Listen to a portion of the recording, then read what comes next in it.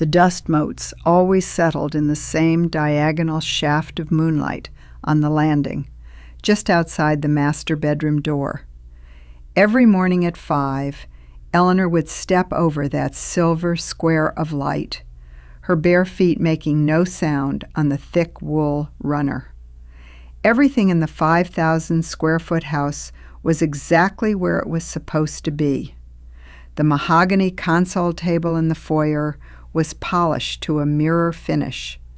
The hand-painted ceramic vase from their trip to Italy sat precisely in the center of the glass shelf. It was the picture of a flawless, orderly life. Yet, as she stood there in the dark, she could feel a strange, hollow space expanding between the walls. It was in the way the air sat too heavy and too still in the empty corridors. It was in the silent weight of a calendar filled with commitments she had scheduled, but could no longer remember why she cared about.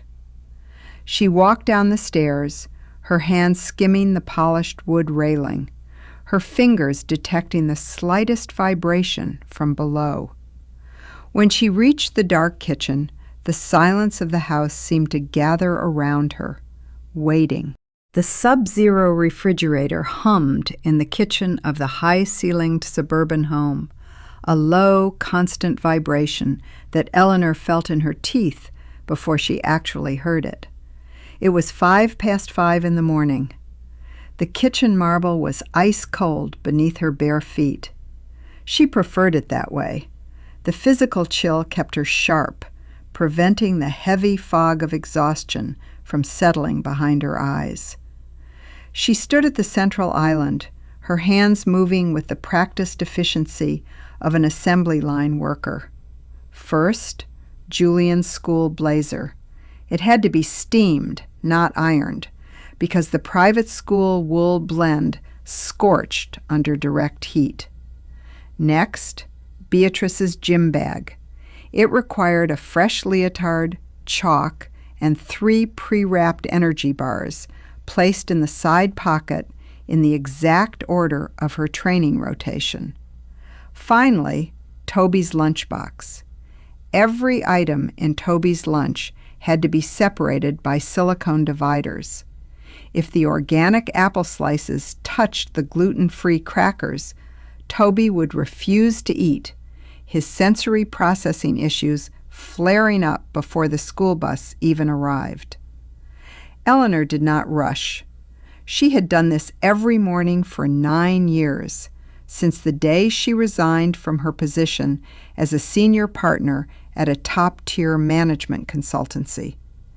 Back then, Richard had held her hands in their city apartment and told her that her brilliant mind was the only thing he trusted to build their family legacy. He had called her the CEO of their lives. Now she was simply the invisible hand that kept the machinery from breaking down. The dry, bitter scent of fresh espresso grounds filled the air as she started the Italian espresso machine. It was a manual copper lever machine, an anniversary gift from Richard's parents. It required exact pressure to pull a perfect shot, a task Richard had never bothered to learn. Eleanor pulled the lever down, her forearm muscles tensing under the sleeve of her oversized beige cardigan. The cardigan was comfortable, made of high-quality cashmere, but it was 3 sizes too large. It was her armor. A step sounded on the stairs. It was not the light, hurried patter of the children, but the heavy, deliberate heel-to-toe stride of Richard. He walked into the kitchen, his eyes already locked on his smartphone. He wore a crisp blue dress shirt, the cuffs unbuttoned, and charcoal trousers. He did not look at Eleanor. He did not say good morning. He simply walked to the marble island and stood in his designated spot, waiting. Eleanor placed the small porcelain cup of espresso exactly 3 inches to the right of his hand. "Thank you," Richard said. His voice was flat, the words more of an automatic reflex than a genuine expression of gratitude. He picked up the cup, took a sip, and continued to scroll through his emails. "Did you call the landscaper about the backyard drainage?" Eleanor asked. Her voice was quiet, even, devoid of any pleading tone. Richard did not look up. "I thought you handled that." "The drainage company needs a deposit signature from the primary account holder," Eleanor said. "I sent the authorization form to your inbox on Tuesday." Richard let out a short, dismissive breath through his nose. "I have 3 acquisitions closing this week, Eleanor. I do not have time to sign off on lawn dirt. Just use the household account." "The household account is capped at $5,000 for single transactions," Eleanor replied, her voice remaining perfectly level. "The drainage project is $12,000. Richard finally looked up. His eyes were tired, but they carried a familiar, impatient sharpness. "Well, figure it out. Call them and tell them to split the invoice. Or call the bank. That is what you do, right? You manage the house." He did not wait for her answer.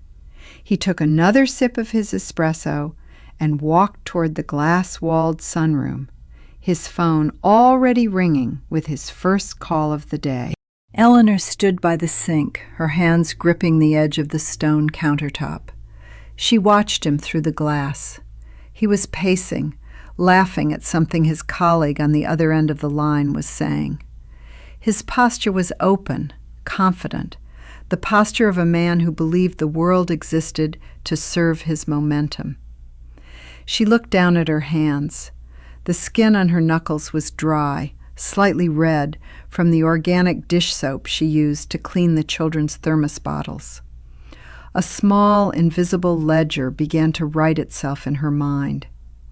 At 7, the children emerged. Julian was silent, his headphones already clamped over his ears, his teenage sullenness a wall Eleanor chose not to scale this morning. Beatrice was already complaining about a tight muscle in her calf, her voice high and demanding. Toby simply sat at the table, staring at his empty plate, waiting for his sensory-arranged breakfast.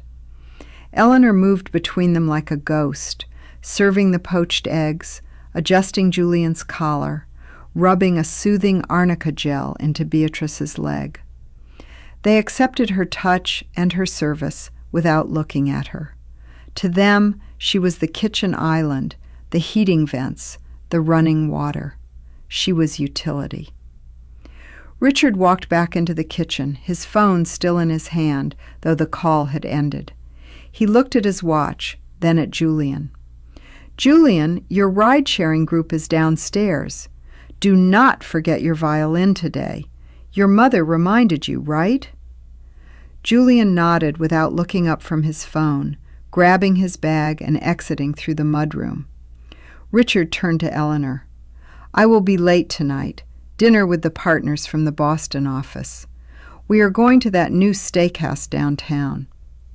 "I will adjust the dinner menu," Eleanor said. "Do not bother making anything complex for the kids," Richard said, adjusting his watch.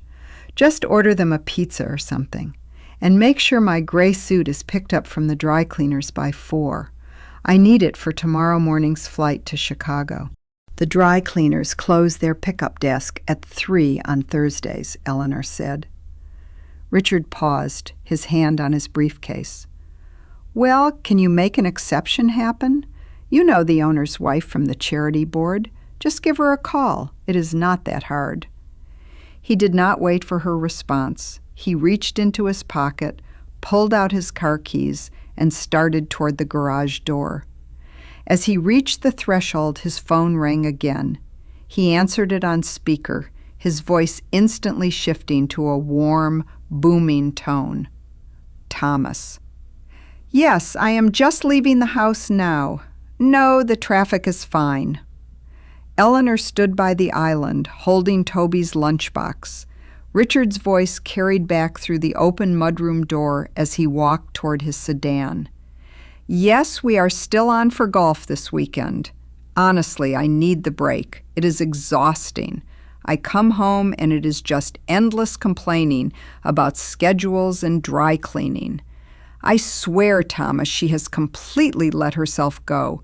She just sits in those oversized sweaters all day, managing play dates. It is like living with a boring administrative assistant. I do not even know what she does with her time anymore. She has zero drive left." The mudroom door clicked shut. The heavy hum of his luxury sedan engine started in the driveway, then faded as he pulled away. The kitchen was silent, save for the hum of the refrigerator. Toby looked up from his plate, his eyes wide. "Mom?" Eleanor looked down at her youngest son. She did not cry. Her heart did not race.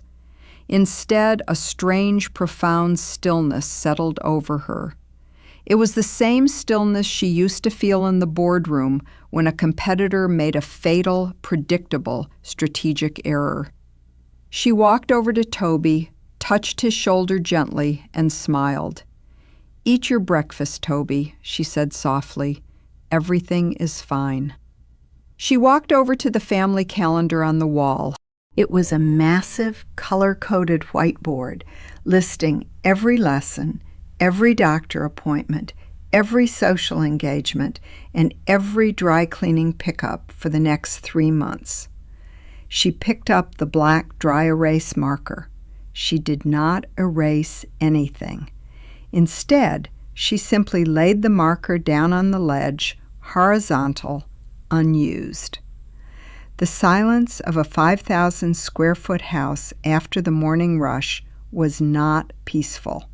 It was heavy, a vacuum that seemed to draw the warmth out of the rooms, leaving only the polished, sterile surfaces. Eleanor stood in the center of the laundry room. The dryer spun with a rhythmic, dull thud, a single tennis ball tumbling inside to fluff the decorative pillows from the sunroom. The scent of lavender starch and heated dust hung thick in the small space. She looked down at the laundry basket at her feet. It was overflowing with Richard's workout clothes, the high-performance fabrics that required a specialized, scent-free wash cycle so they did not lose their moisture-wicking properties. Beside it sat the basket of towels, thick and white, demanding bleach and a high-heat dry. Usually, by 10 in the morning, Eleanor's mind was a frantic spreadsheet. She would be coordinating the grocery delivery, drafting the email for the school's annual gala committee, and mapping out her driving route to ensure she could get Beatrice from gymnastics, pick up Toby's sensory-friendly therapy putty from the specialty clinic, and run by the dry cleaners before the afternoon rush. Today, she did not move. Her hands remained resting on the edge of the granite laundry counter. Her phone buzzed on the washing machine. The screen lit up with a call from Mr. Henderson, the landscaper. She let it ring 3 times before she answered. "Good morning, Mr. Henderson," Eleanor said, her voice quiet and steady. "Mrs. Vance," the man's voice was hurried, accompanied by the background roar of a leaf blower. "I am just calling to follow up on that drainage deposit. My crew is scheduled for Monday, but the office needs that signed authorization and the electronic deposit by noon today. If we do not lock it in, I have to give the slot to a project in Greenwich. We will not be able to get back to your property until late next month." "I understand," Eleanor said. She looked out the laundry room window toward the low dip in the backyard. The grass there was already a slightly darker, mossier green, holding on to the rainwater from last week's storm. If the drainage was not installed before the spring rains, the water would eventually seep toward the foundation of the pool house. "So, can we get that signature, Mrs. Vance?" Henderson asked. "I know you usually run the show over there." "I passed the authorization form to Richard's inbox on Tuesday morning," Eleanor said. "It requires the signature of the primary account holder. I am afraid I cannot bypass that requirement." "Well, could you give him a quick call and remind him?" Henderson pressed, his tone polite but impatient. "It only takes 30 seconds on his phone." Eleanor stared at the green lawn.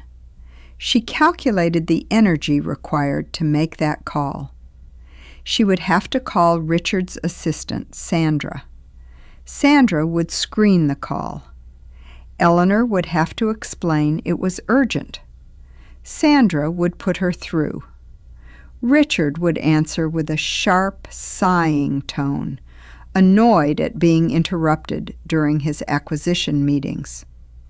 He would tell her to handle it, and she would have to explain again why she could not sign a document for an account she was deliberately kept off of as a full owner. He would call her incompetent. He would sign it in a huff, and then he would hold it over her dinner conversation tonight as an example of how she could not manage the simplest household task without his intervention. "No," Eleanor said, her voice remaining perfectly level. "I have already brought it to his attention twice. His schedule is exceptionally demanding today. I do not want to interrupt him." "But the deadline is noon, Mrs. Vance," Henderson said, a note of confusion creeping into his voice. "If we miss it, the backyard will stay flooded." "I am aware," Eleanor said. "If we miss the deadline, please go ahead and assign the slot to the Greenwich project. We will just have to wait until your schedule opens up again." There was a long pause on the other end of the line. The leaf blower hummed in the distance. "All right, Mrs. Vance, if you are sure, I will let the office know." "Thank you, Mr. Henderson," Eleanor said, and disconnected the call. She set the phone down. The screen stayed dark. She had made her first calculation. The lawn would remain soggy. The pool house foundation would endure a little more moisture. The consequences of Richard's neglect would begin their slow, silent accumulation. She walked out of the laundry room and up the sweeping, carpeted staircase to the master bedroom. The suite was immaculate, designed in muted tones of gray and taupe, resembling a luxury hotel room more than a personal sanctuary. Richard's side of the bed was unmade, the heavy duvet pulled back, his silk sleep mask discarded on the nightstand beside an empty water glass. She walked past the bed and into his walk-in closet. It was a space of rich cedar wood and soft, recessed lighting. Rows of custom-tailored suits hung in perfect alignment, categorized by color and weight. On the far wall, an empty wooden hanger hung under a small brass hook labeled "Pending." That was where his medium-gray charcoal suit belonged. It was the suit he wore for high-stakes presentations, the one he claimed made him look lean and commanding. He had specifically requested it for his trip to Chicago tomorrow. She pulled up her contacts on her phone and scrolled down to Clara, the wife of the dry cleaner's owner. Clara was a warm, gossipy woman who loved Eleanor because Eleanor always donated generously to the local children's hospital charity Clara chaired. If Eleanor sent a quick text, Clara would personally drive the suit over to the house herself after the pickup desk closed, or she would instruct her staff to leave it in the secure lockbox behind the store. Eleanor's thumb hovered over the message button. She thought of Richard's voice on the speakerphone this morning, carrying through the mudroom. It is like living with a boring administrative assistant. I do not even know what she does with her time anymore. She thought of the 9 years she had spent ensuring he never had to think about his clothes, his meals, his schedule, or his children's tears. She had ironed out every wrinkle in his daily existence so he could present a flawless, unbothered facade to his partners and his clients. She closed the contact list. She did not send the text. Instead, Eleanor walked down to the kitchen. She bypassed the espresso machine, not wanting the frantic energy of caffeine. She filled a small porcelain mug with hot water and placed a single organic green tea bag inside. She took the mug and walked to the dining room. The massive mahogany table, polished to a mirror finish, was designed to seat 12. She sat down at the very head of the table, in the seat Richard usually occupied during their rare formal dinners. She placed her hands around the warm ceramic mug, feeling the heat seep into her dry knuckles. She did not look at her phone. She did not look at the clock. She simply sat in the quiet, watching the dust motes drift through the shafts of morning light cutting across the empty room, letting the world outside slide slightly off its tracks. The cabin of the luxury sports utility vehicle smelled of expensive leather, citrus air freshener, and the faint, sweet scent of the children's discarded juice boxes.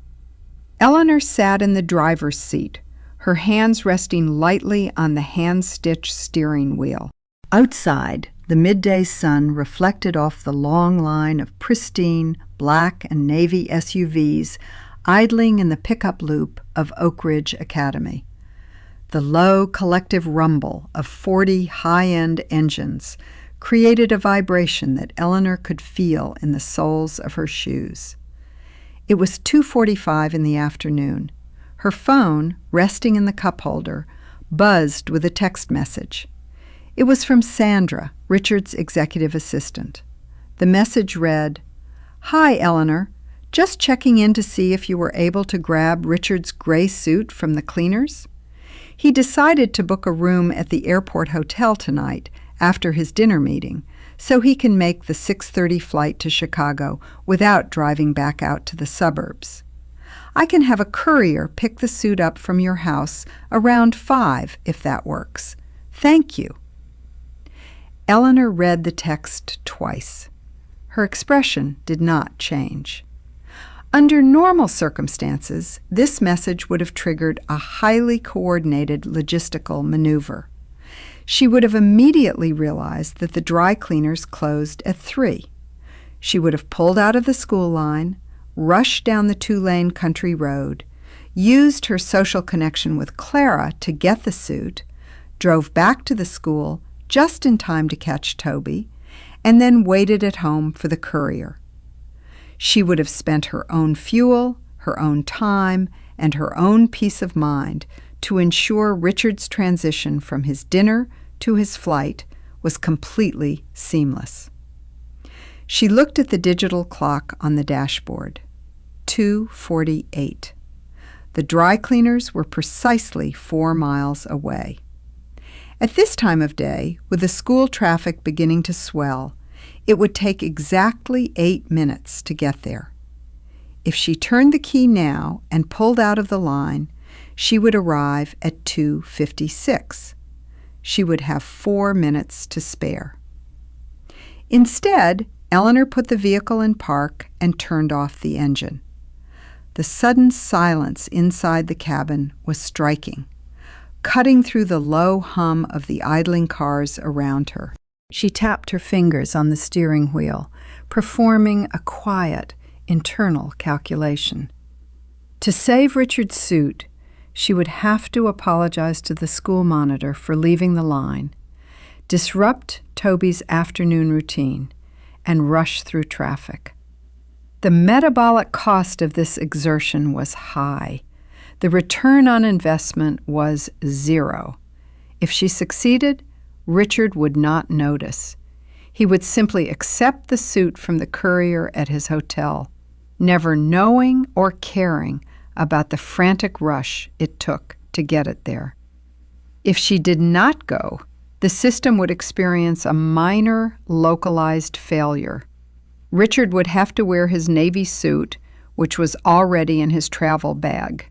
He would be mildly annoyed, but he would survive. She picked up her phone and typed a reply to Sandra. "I am currently in the school pickup line for Toby," Eleanor wrote. "The dry cleaning pickup desk closes at 3. She did not offer an alternative. She did not say she would try to make it. She did not apologize. She simply stated 2 undeniable physical facts. Sandra's reply came back almost instantly. "Oh, I see. Do you think you can call Clara and see if she can leave it in the lockbox for the courier?" Eleanor stared at the screen. She did not reply. She slid the phone back into the cup holder, face down. At exactly 2:55, the heavy double doors of Oak Ridge Academy opened, and a stream of children in navy blazers and khaki trousers began to filter out onto the concrete walkway. Toby was among the first group, his oversized red backpack bouncing against his small shoulders. He walked with his head down, his eyes scanning the ground, avoiding the loud, chaotic chatter of the other children. Eleanor opened her door, stepped out into the crisp afternoon air, and walked to the passenger side to open the door for him. "Hi, Toby," she said gently. Toby climbed into the booster seat without speaking. He was exhausted from the sensory overload of the classroom. He dropped his heavy backpack onto the floorboard with a dull thump and stared straight ahead. Eleanor buckled him in, closed the door, and got back behind the wheel. She started the engine. As she pulled out of the school loop, the dashboard clock shifted. 3 o'clock. 2 miles down the road, the metal deadbolt on the front door of the dry cleaners clicked into place. The lights inside the shop were turned off. Richard's gray suit was locked inside, dark and unreachable, until 8 o'clock the following morning. "Mom," Toby said, his voice quiet, "I am hungry." Eleanor reached into the glove compartment and pulled out a whole, unpeeled banana. She handed it back to him. Usually she would have peeled the banana at home, sliced it into uniform rounds, placed it in a BPA-free container with a small plastic fork, and kept it cold in an insulated bag. Toby took the banana and stared at it with a look of mild distress. "It is not in the cup," he said. "It is not cut up." Eleanor looked at him in the rearview mirror. His small brow was furrowed. "I did not have time to cut it today, Toby," Eleanor said, her voice soft but firm. "You can peel it yourself. You are 7 now. You have very strong hands." Toby looked at the banana, then at his mother's eyes in the mirror. He was used to protesting, used to the immediate comfort of her rushing to fix whatever minor discomfort he experienced. But there was something in her expression, a calm, unyielding quiet, that made him pause. Slowly, his small fingers gripped the brown stem at the top of the fruit. He pulled down. The yellow skin split open with a soft, tearing sound, releasing the sweet, familiar scent of the fruit. "See," Eleanor said, turning the Suv onto their street. "You did it all by yourself." Toby did not answer, but he took a bite of the banana, his eyes still fixed on the back of her headrest. As they pulled into the long, winding driveway of their home, Eleanor noticed a small white envelope sticking out of the mailbox. She stopped the vehicle, reached out the window, and pulled it inside. It was an urgent notice from the neighborhood association. The annual dues, which Richard always insisted on handling through his private office to maximize tax deductions, were 3 weeks overdue. A late fee had been assessed, and if unpaid by 5 today, their access to the community tennis courts and pool would be temporarily suspended. Eleanor looked at the notice. Normally, she would scan it, email it to Sandra, and call the association president to apologize for the oversight, ensuring their elite social standing in the neighborhood remained untarnished. Instead, Eleanor folded the paper in half, slid it into the side pocket of her door, and drove toward the garage. The kitchen was quiet. Eleanor stood at the sink, washing her hands. The water was lukewarm, the soap lavender-scented. The clock on the microwave read 4:30. The garage door rumbled open, a heavy mechanical groan that vibrated through the floorboards. Beatrice was home. Usually, when Beatrice returned from gymnastics, Eleanor would already be standing in the mudroom. She would have a chilled bottle of electrolyte water ready, a high-protein snack laid out, and her calendar open to discuss the weekend's training schedule. Today, Eleanor remained at the sink, slowly drying her hands with a linen towel. The mudroom door swung open, and Beatrice marched into the kitchen, dropping her heavy, zippered gym bag onto the hardwood floor with a loud, wet thud. Her hair was pulled back in a messy ponytail, and her face was flushed pink from training. She looked annoyed. "Why did Mrs. Miller have to pick me up?" Beatrice demanded, her voice high and sharp. "You always pick me up on Thursdays, Mom. Mrs. Miller's car smells like wet dog, and Sarah was screaming the whole time. It was awful." Eleanor placed the linen towel neatly back on its brass ring. "I had to manage Toby's schedule today," she said. Her voice was flat, devoid of the usual apologetic warmth she used to soothe her daughter's tantrums. "Mrs. Miller was kind enough to offer you a ride. You should send her a thank you text." Beatrice blinked, momentarily caught off guard by her mother's lack of a defensive explanation. She crossed her arms, her young face tight with indignation. "Well, my calf still hurts. You were supposed to rub it with the arnica gel before dinner. I can barely walk." "The arnica gel is in the medicine cabinet in your bathroom," Eleanor said, walking over to the pantry. "You are 12, Beatrice. You can apply it yourself." "But you always do it," Beatrice protested, her voice rising an octave. "You know exactly where the muscle is tight. I am going to have a terrible practice tomorrow if it is not rubbed out." Eleanor did not turn around. She began to organize the pantry shelves, placing the pasta boxes in neat, parallel rows. "You will have to do your best," she said softly. Beatrice stood in the center of the kitchen for another moment, waiting for the familiar rush of maternal guilt, the sudden soft touch, the promise of a special treat to make up for the inconvenience.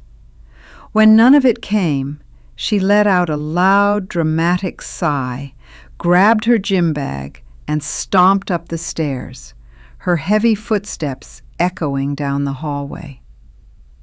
Eleanor did not follow her. She reached into her pocket and pulled out her phone. It was buzzing. A text message from Richard had arrived. Richard: Sandra said the courier went to the house and there was no suit. Sandra said you did not pick it up. Eleanor, I specifically told you I need that suit for Chicago. It is a $4 billion merger meeting. Why did you not call Clara? This is ridiculous. I am heading straight to the airport hotel after dinner, and now I do not have my clothes. Eleanor stared at the glowing screen. She felt a familiar physical sensation, a slight tightening in her chest that usually preceded a frantic rush to apologize, to explain, to offer to drive the suit to the airport hotel herself at 10 o'clock at night. It was the biological response of a woman who had been trained for a decade to view her husband's minor inconveniences as her personal failures. She paused, taking a slow, deep breath, letting the cool air fill her lungs. She looked at her dry knuckles. She calculated the words. A defensive response would trigger a flurry of texts. An apology would validate his belief that she had neglected her duties. She typed a single sentence. Eleanor, the dry cleaners closed at 3. I was picking up Toby. Your navy suit is already in your travel bag. She hit send. Her phone buzzed almost immediately. Richard, the navy suit is for casual client dinners, Eleanor, not the main presentation. You know this. This is extremely unprofessional of you. You had one job to do today. Eleanor did not reply. She slid the phone into her cardigan pocket and walked over to the landline phone on the wall. She dialed the number for the local pizza place. Richard had told her to just order a pizza. In the past, she would have ignored this suggestion, knowing that pizza was full of sodium and preservatives, and instead spent 2 hours preparing a healthy, organic 3-course meal. She would have steamed fresh fish, roasted asparagus, and made a quinoa salad, all while ignoring her own exhaustion, just to ensure her family's physical perfection. Today, she followed his instructions precisely. I would like to order 1 large pepperoni pizza, please, Eleanor said to the teenager on the other end of the line, for delivery. At 6:15, the doorbell rang. The delivery driver handed Eleanor a large, grease-stained cardboard box. The hot, heavy scent of cheap cheese, garlic powder, and salty meat instantly filled the elegant, minimalist foyer, clashing violently with the subtle scent of her expensive reed diffusers. She carried the box into the kitchen and set it directly on the marble island. She did not transfer the slices to a warming platter. She did not make a side salad. She simply grabbed a stack of white paper towels from the roll and set them beside the box. "Toby! Beatrice!" Eleanor called out. "Dinner!" The children came downstairs. Toby's eyes went wide when he saw the cardboard box. "We are having cardboard box pizza?" he asked, his voice filled with a mixture of awe and confusion. Normally, their pizza nights involved homemade gluten-free dough, fresh basil from the garden, and imported buffalo mozzarella. "Yes," Eleanor said, opening the box. The steam rose, carrying the heavy scent of grease. "Your father suggested it. Eat." Beatrice looked at the paper towels, then at her mother. "Where are the plates?" she asked. "There are no plates tonight," Eleanor said, taking a slice of pizza and placing it on a paper towel for herself. "This is what your father wanted." Beatrice and Toby exchanged a quiet, bewildered look. They sat down at the island, their movements hesitant, as if they expected their mother to suddenly laugh and tell them it was a joke. But Eleanor simply sat on her bar stool, quietly chewing her pizza, her eyes fixed on the dark window overlooking the backyard. The house was cold, the silence between them thick and unfamiliar. For the first time, the children ate without complaining, their eyes darting to their mother's serene, unreadable face, sensing a shift in the gravity of the home that they did not yet understand. It was 11 at night. The children were asleep, their bedroom doors shut, their breathing soft and rhythmic in the quiet house. Eleanor sat at her desk in the small alcove off the master bedroom. The only illumination came from the sharp, bluish glow of her personal laptop screen, casting long geometric shadows across the pristine hardwood floor. Her physical routine at this hour usually involved reviewing the family budget spreadsheets, scheduling pediatric dental cleanings, or ordering organic cotton sheets to replace the slightly worn set in the guest room. Tonight, she sat with her back perfectly straight. She opened a web browser and navigated to her old professional network profile. She had not logged into this account in over 7 years. The profile picture showed a younger, sharper version of herself. In the photo, she wore a tailored charcoal blazer, her hair was styled in a sleek bob, and her eyes held a quiet, formidable focus. The title beneath her name read, Senior Partner, Global Operations and Restructuring. Eleanor slowly moved her cursor to the inbox. There were dozens of unread messages spanning several years, mostly headhunters and former colleagues reaching out, their inquiries slowly tapering off as the gap in her resume stretched from months into years. She scrolled through the messages until she found one from 6 weeks ago. It was from Sarah Jenkins, now a senior vice president at a global consulting firm in New York. The message read, Eleanor, I saw your name pop up in our alumni directory. We are currently looking for a managing director to lead our East Coast restructuring practice. The role requires someone who can walk into chaotic, failing organizations and systematically strip away the inefficiencies without flinching. Your name was the first one I thought of. I know you stepped away to focus on your family, but if you are ever ready to return to the real world, please let me know. The door is wide open. Eleanor stared at the words, return to the real world. To Sarah, the real world was a place of high-stakes negotiations, billable hours, and corporate dominance.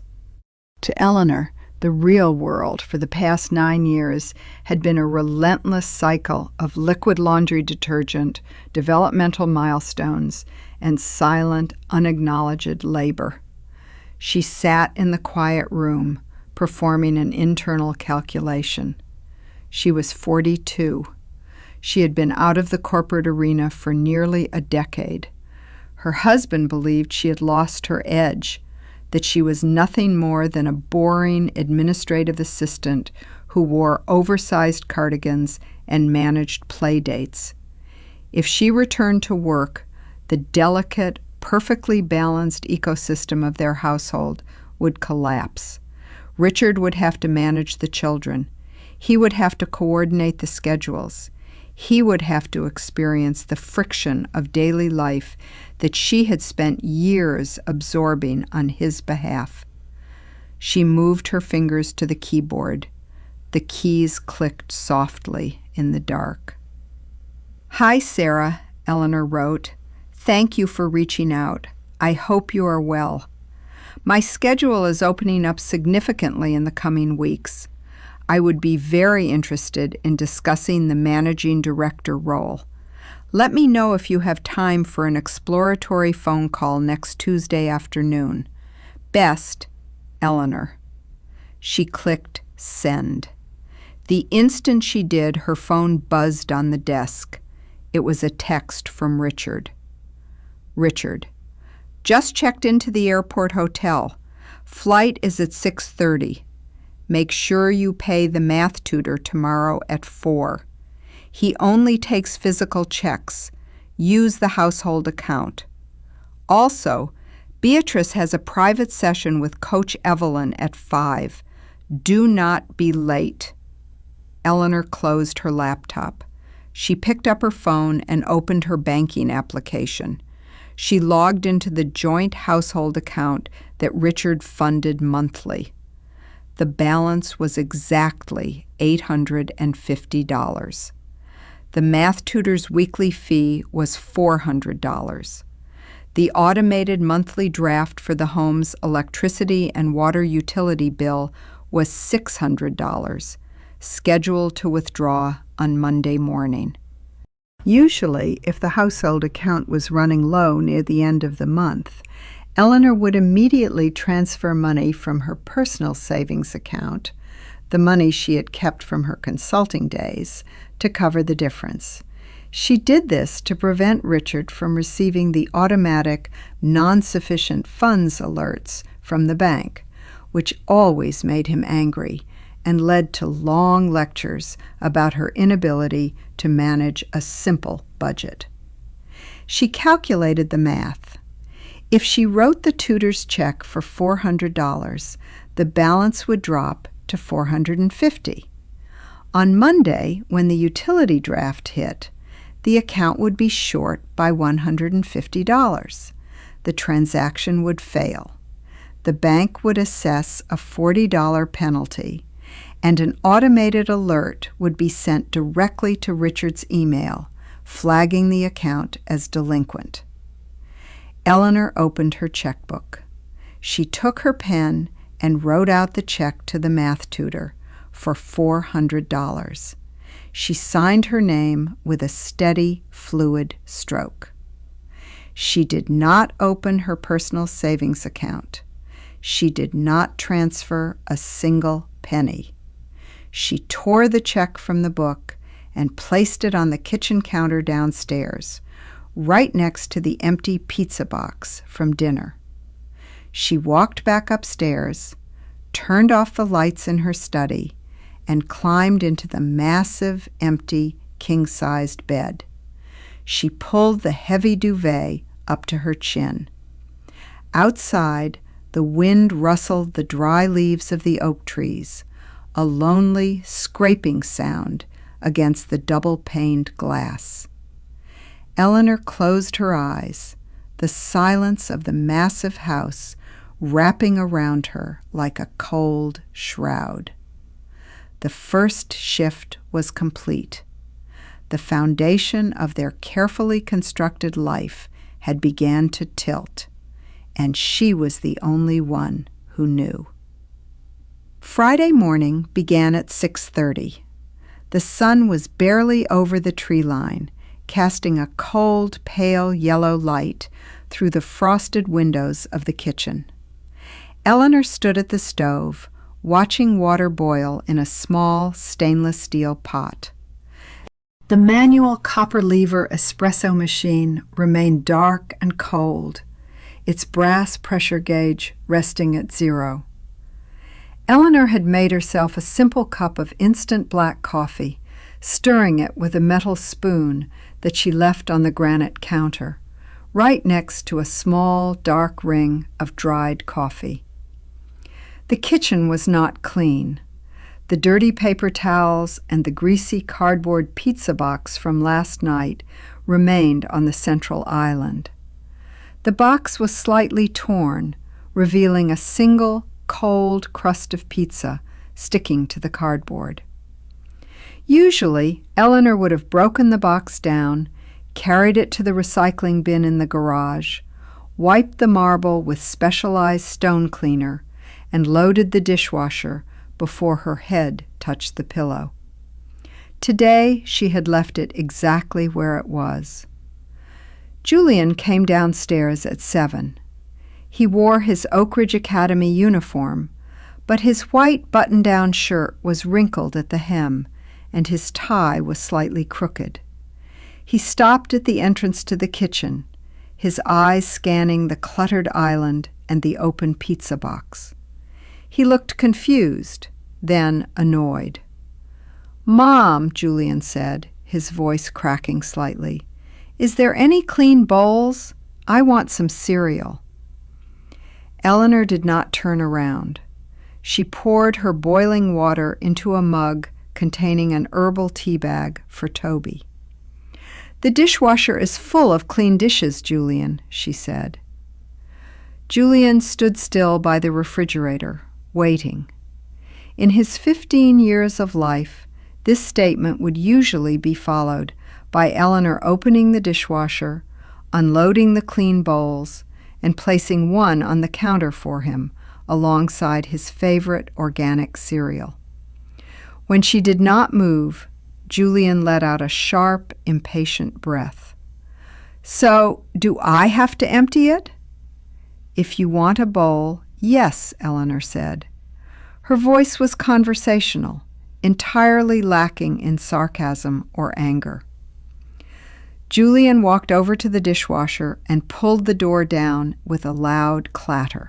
He grabbed a clean ceramic bowl, but then stood there, holding a stack of dinner plates, looking at the upper cabinets as if he had never seen them before. "Where do the large plates go again?" he asked, his tone laced with genuine bewilderment. "In the cabinet to your left, Julian," Eleanor said. He had lived in this house for 6 years. He ate off those plates every single night, yet he did not know which door to open to put them away.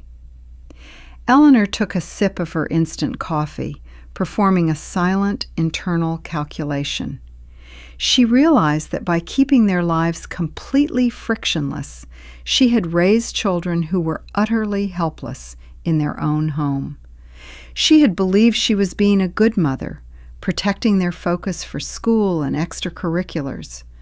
But in reality, she had participated in a system that treated her as the only functional adult. Every chore she did for them was a quiet vote of no confidence in their ability to care for themselves.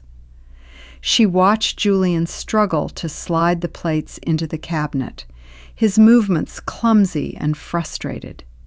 He was 15.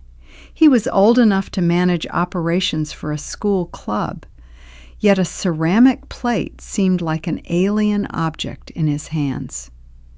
At 7:15, Beatrice came down the stairs, her gym bag dragging on the steps behind her. "Mom, where is my pink water bottle? It is not in my bag, and I have a scrimmage after school today." "It is likely still in your gym bag from Wednesday," Eleanor said, setting Toby's tea on the table to cool. "But you always wash it and put it in my side pocket on Thursday nights," Beatrice said, her voice rising in pitched indignation. "Now it is going to smell like old sports drink." "Then you should wash it with warm soap and water before you leave," Eleanor said. "I do not have time for that," Beatrice stomped her foot. "My carpool is going to be here in 10 minutes. Can you just do it quickly?" "No," Eleanor said. "I am preparing Toby's breakfast." Beatrice stared at her mother, her mouth slightly open. For her entire life, her mother's primary function had been to solve these exact emergencies. Eleanor was the finder of lost shoes, the washer of dirty gear, the ultimate eraser of adolescent mistakes. Seeing her mother sit calmly at the kitchen table, nursing a cup of instant coffee while the kitchen remained messy, was a profound, unsettling disruption to Beatrice's universe. "I cannot believe this," Beatrice muttered, turning on her heel and stomping back toward the mudroom, leaving her dirty water bottle behind. Eleanor's phone buzzed on the table. It was not a text from Richard. It was an automated notification from their banking application. Notification: pre-authorization transaction of $150 from Green Lawn Care was declined due to non-sufficient funds. Account balance, $50 US. Eleanor looked at the message. The tutor's check for $400 had cleared this morning, leaving only $50 in the household account. The lawn care subscription, which was on an automatic monthly draft, had just bounced. By noon, an automated email would be sent to Richard's primary inbox, flagging the declined transaction. His pristine credit profile, which he monitored with obsessive frequency, would show a minor, automated red flag. Eleanor set the phone back down, face up. Toby came down the stairs, his soft blue pajamas slightly twisted. He walked over to Eleanor and slid his small hand into hers. "Mom, the kitchen looks different today," he whispered, looking at the messy counters. "It is just a little untidy, Toby," Eleanor said, brushing a stray hair from his forehead. "Sometimes things stay messy for a while. It is okay." She handed him his warm herbal tea and a simple piece of buttered toast. He sat beside her, chewing quietly, accepting the simple meal without the elaborate arrangement she usually created. From the driveway, a car horn honked twice. It was Julian's ride. Julian grabbed his backpack, glanced one last time at the half-empty dishwasher and his mother's calm face, and practically ran out the door, eager to escape the strange, quiet tension that had settled over the kitchen. Eleanor watched the car pull away through the window. The cold air of the morning was starting to clear the condensation on the glass, revealing the gray, damp sky outside.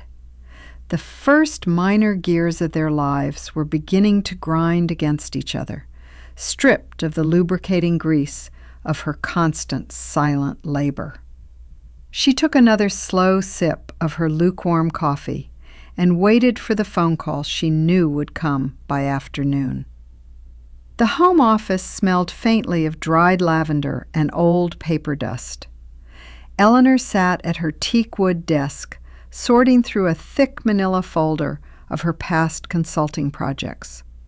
She turned the pages slowly, her fingers feeling the crisp, heavy grain of the 70-pound bond paper. These were her case studies, multi-million-dollar restructuring plans she had designed and executed for retail giants before she became a full-time mother. Her physical routine at this moment was precise.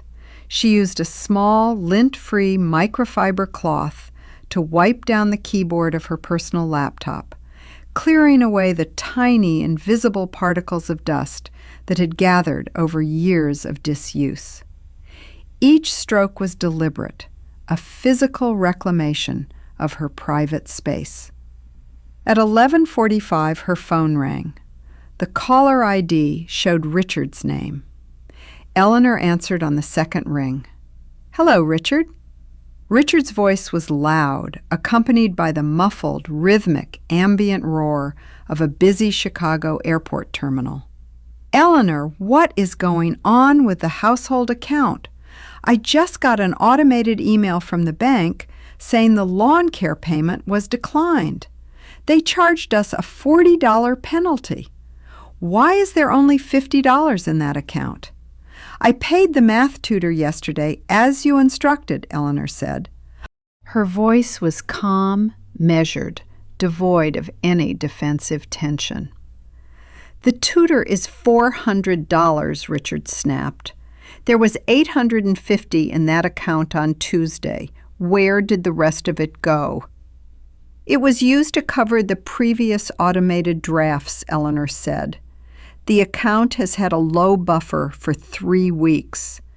I sent you the budget reconciliation report on the 1st of the month, but you did not review it." "I do not have time to read spreadsheets about grocery budgets, Eleanor." Richard's voice rose, and she could hear him shifting his heavy leather briefcase from one hand to the other. "You are supposed to manage this. You should have transferred money from your savings to cover it." "My personal savings account is separate," Eleanor said simply.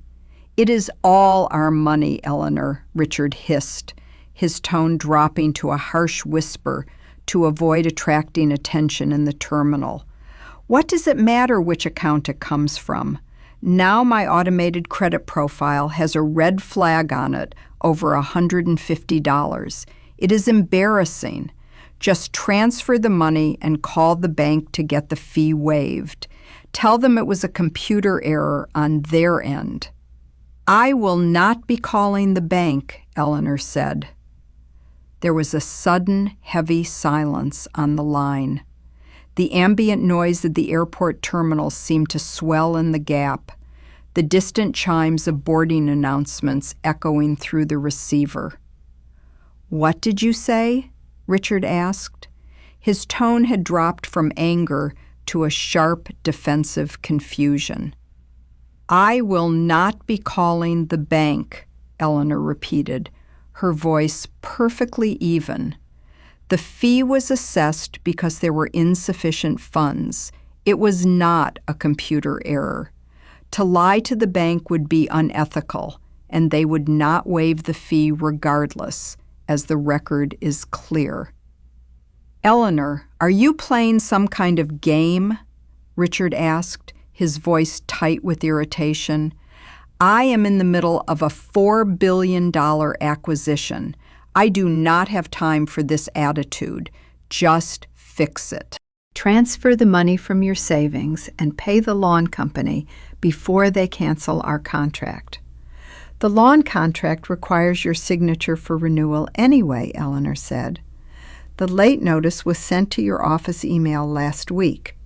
You will need to handle the transfer and the signature yourself.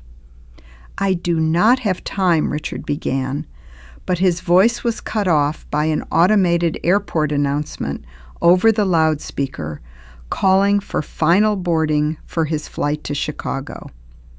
He let out a harsh, frustrated growl. "I have to board. We will discuss this when I get back on Sunday night. Just make sure the kids are fed and the house is clean. I do not want to come home to a mess." "Have a safe flight, Richard," Eleanor said, and hung up before he could respond. She set the phone face down on the desk, performing a quiet internal calculation. Richard was accustomed to a world where his anger was a steering wheel, turning her actions in whatever direction he desired. For 9 years, she had allowed him to steer because it was easier than fighting, because she had believed that keeping the peace was her primary contribution to the family. But peace built on her constant self-sacrifice was not peace. It was submission. By refusing to lie to the bank, she had not committed an act of rebellion. She had simply refused to act as his shield. She was letting the natural consequences of his financial neglect reach him directly. It was a micro moment of resistance, but she could feel the power of it vibrating in her chest. She stood up from her desk and walked to the window. Outside, a light drizzle had started to fall, dusting the windshield of her SUV in the driveway.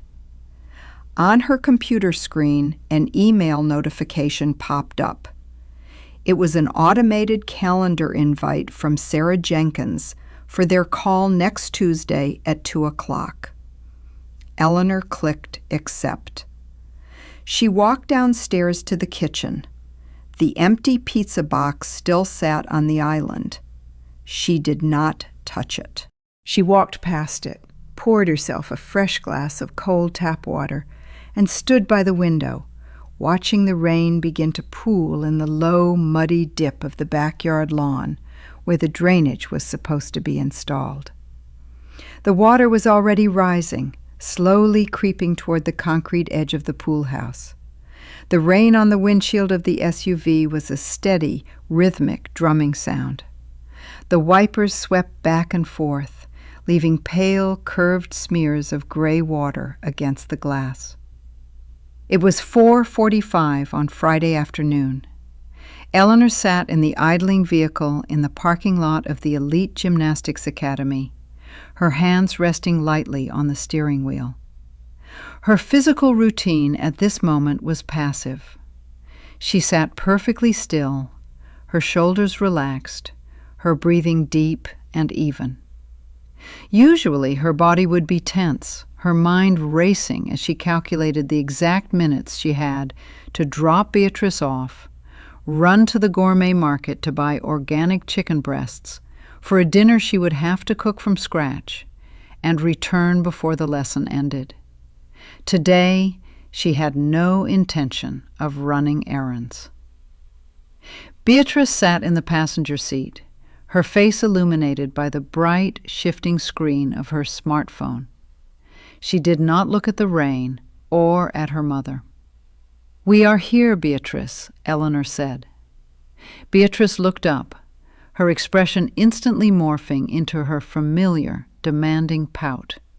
"You are coming up to the observation deck, right? Coach Evelyn is going to review my uneven bar routine today.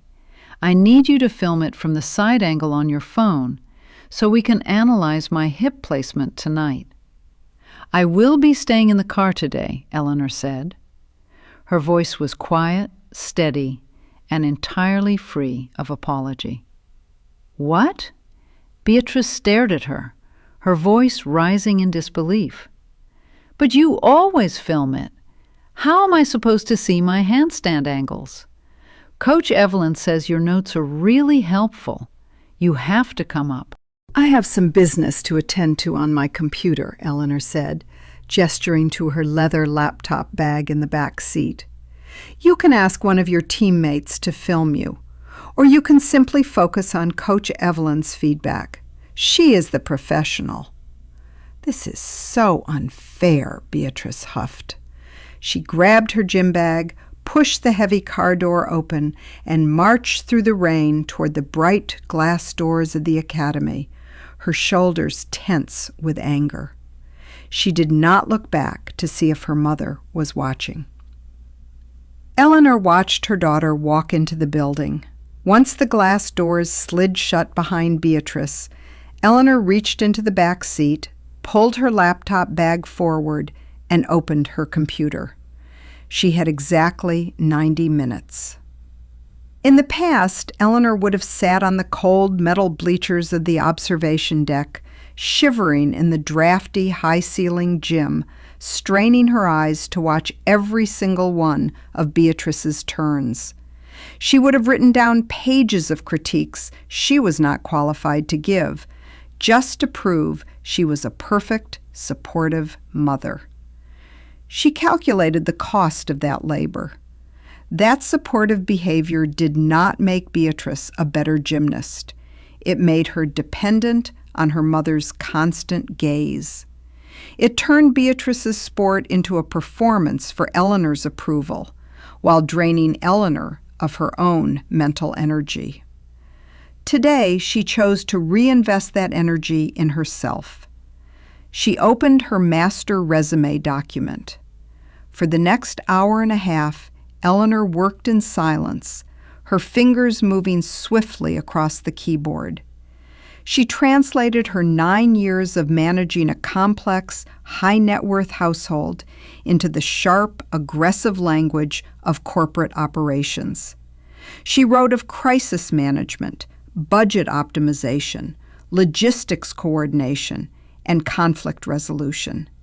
She aligned her past consultancy achievements with the requirements for the managing director role Sarah had emailed her about.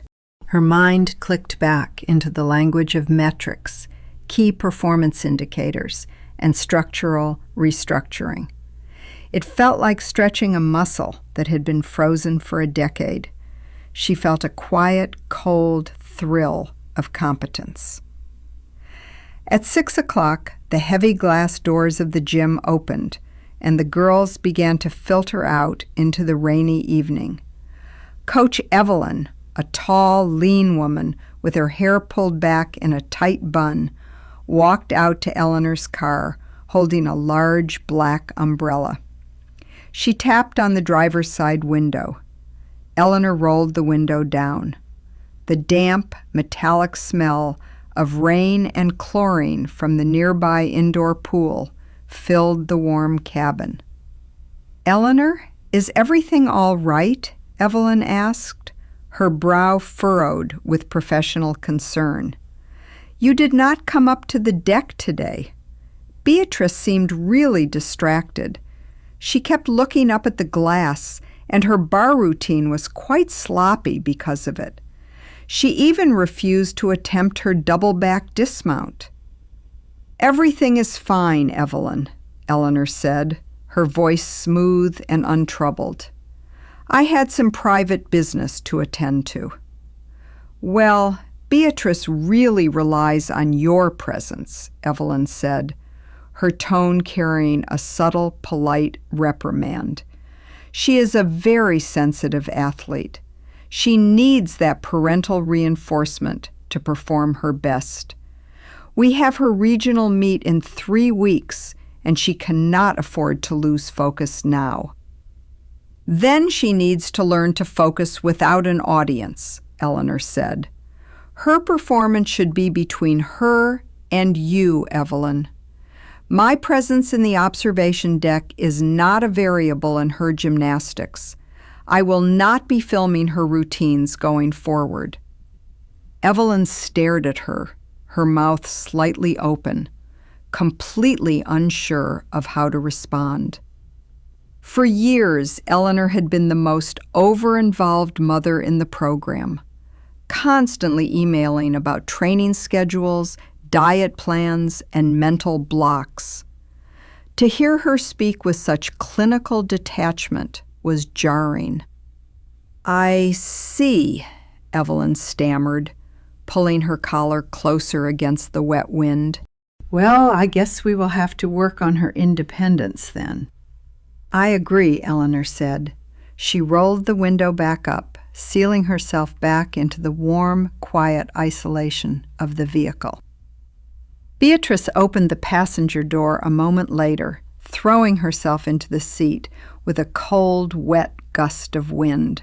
She was crying, silent tears streaking her dusty cheeks. "You did not even watch," she sobbed, buckling her seatbelt with a violent click. Eleanor put the car in drive and pulled out of the parking lot. She did not reach over to squeeze Beatrice's hand. She did not offer to stop for ice cream to make her feel better. "You are 12, Beatrice," Eleanor said, keeping her eyes fixed on the wet, dark road ahead. "You need to decide if you are doing gymnastics for yourself or if you are doing it for me, because I am no longer your audience." The kitchen island was lit by a single overhead pendant light, casting a warm, circular glow over the polished granite. Eleanor sat on a high-backed leather bar stool, a large, thick-skinned navel orange in her hands. She began to peel it, her thumb digging into the dimpled rind. The sharp, sweet spray of citrus oil filled the cool air, a vibrant scent that seemed to push back the stale smell of the leftover pizza box still sitting on the far end of the counter. She peeled it slowly, removing the bitter white pith with her fingernails, placing each strip of rind in a neat, geometric pile on a paper towel. Her physical routine at this moment was exceptionally deliberate. She was not rushing. She was not washing a pan or wiping a spill. She was simply eating an orange. Julian came downstairs at 7:15. He had changed into a pair of athletic shorts and a t-shirt, his hair damp from the shower. He stopped at the edge of the kitchen, his eyes scanning the open pizza box, then resting on his mother. "What is for dinner?" Julian asked, his hand resting on his stomach. "There are only 2 cold slices left in the box." "There is sliced bread, turkey, and mustard in the refrigerator," Julian, Eleanor said, pulling a segment of the orange apart. Or you can make yourself a bowl of oatmeal. Julian stared at her, his brow furrowing with a mixture of confusion and irritation. But my track meet is tomorrow morning, the regional qualifiers. You always make chicken fettuccine the night before a meet. I need the carbs. The pasta is on the middle shelf of the pantry, Eleanor said, eating a segment of the orange. The stainless steel pots are in the lower cabinet next to the stove. You are welcome to cook. I do not know how to make the sauce, Mom, Julian said, his voice rising with a mix of disbelief and annoyance. Can you not just make it quickly? It only takes you 20 minutes. I am finished cooking for the day, Julian, Eleanor said. Her voice was calm, completely lacking any anger or defensive justification. Julian stood in the center of the kitchen, his arms hanging loose at his sides. He looked at the pantry, then at the stove, then back at his mother. He looked lost, like a traveler who had suddenly been dropped in a foreign city without a map. He let out a harsh, frustrated huff, walked to the pantry, and began rummaging through the shelves, the sound of cardboard boxes scraping against wood echoing through the quiet house. Eleanor's phone, resting on the granite counter, vibrated. The screen illuminated with a text from Richard. Richard, change of plans. The Chicago meeting's wrapped up early, and the weather tomorrow is perfect. I forgot I promised Thomas I would play in the member guest tournament at our country club tomorrow morning at 7. I just booked a 10 p.m. flight back. I will be home by midnight. Make sure my Callaway golf clubs are wiped down and packed in the trunk of the SUV. I have to leave the house by 6:15 a.m. Eleanor read the text. The heavy leather golf bag was currently stored in the back of the garage, dusty from his last trip. Wiping down each individual club, checking the pocket for clean golf balls, and loading the heavy bag into the SUV would take at least 30 minutes of physical labor in the cold garage. She calculated the consequences of ignoring the text. If she cleaned and packed the clubs, Richard would wake up, drive to his tournament, and play a perfect game, completely insulated from his own poor planning. If she did not, he would wake up at 5:45, realize the clubs were dusty and still in the garage, have to scramble in his dress clothes to find them, and likely be late for his tea time with Thomas, the club president, whose opinion Richard valued above all else. His embarrassment would be profound. She set the phone down, face up. She did not reply. She took another segment of the orange and placed it in her mouth, chewing slowly, enjoying the cool, sweet juice. She would not go into the garage tonight. She would not touch his golf clubs. She would let the midnight flight land, and she would let the morning arrive exactly as it was meant to. Julian finally emerged from the pantry, holding a box of dry cereal and a plastic bowl. He did not know how to turn on the gas stove, or perhaps he was too proud to ask. He sat at the opposite end of the island, pouring the cereal with a loud, aggressive rustle, his movements tense with teenage resentment. "Why are you acting like this?" Julian muttered, not looking at her as he poured milk into his bowl. "Like what, Julian?" Eleanor asked. "Like you do not care," he said, his voice dropping. "You usually help us. You usually make sure everything is ready." "I am helping you, Julian," Eleanor said softly, setting her orange peel aside. "I am letting you learn how to feed yourself before you go to college next year. It would be a disservice to send you into the world unable to boil water." Julian did not answer, but the aggressive clink of his spoon against the ceramic bowl showed he did not appreciate the lesson. Eleanor stood up, took her empty water glass and her paper towel of orange peels, and walked to the sink. She placed the glass inside, leaving it unwashed alongside the dinner plates from the afternoon. "I am going to bed," she said. "Set your alarm for the track meet, Julian. I will not be waking you up tomorrow morning." She walked out of the kitchen, leaving her son alone under the single pendant light, his silhouette small against the dark, cluttered expanse of the room. At 5:45 on Saturday morning, Eleanor was already awake. She sat in front of the vanity mirror in the master bathroom, the pale morning light just beginning to filter through the frosted window pane. The room was cool. In her hand, she held a heavy, silver-backed hairbrush. She began her physical routine of brushing her hair, counting the strokes in her mind. 48, 49, 50. Her hand was steady. The metal back of the brush was cold against her palm, a solid, grounding weight. A sudden, heavy thump vibrated through the bedroom floor outside.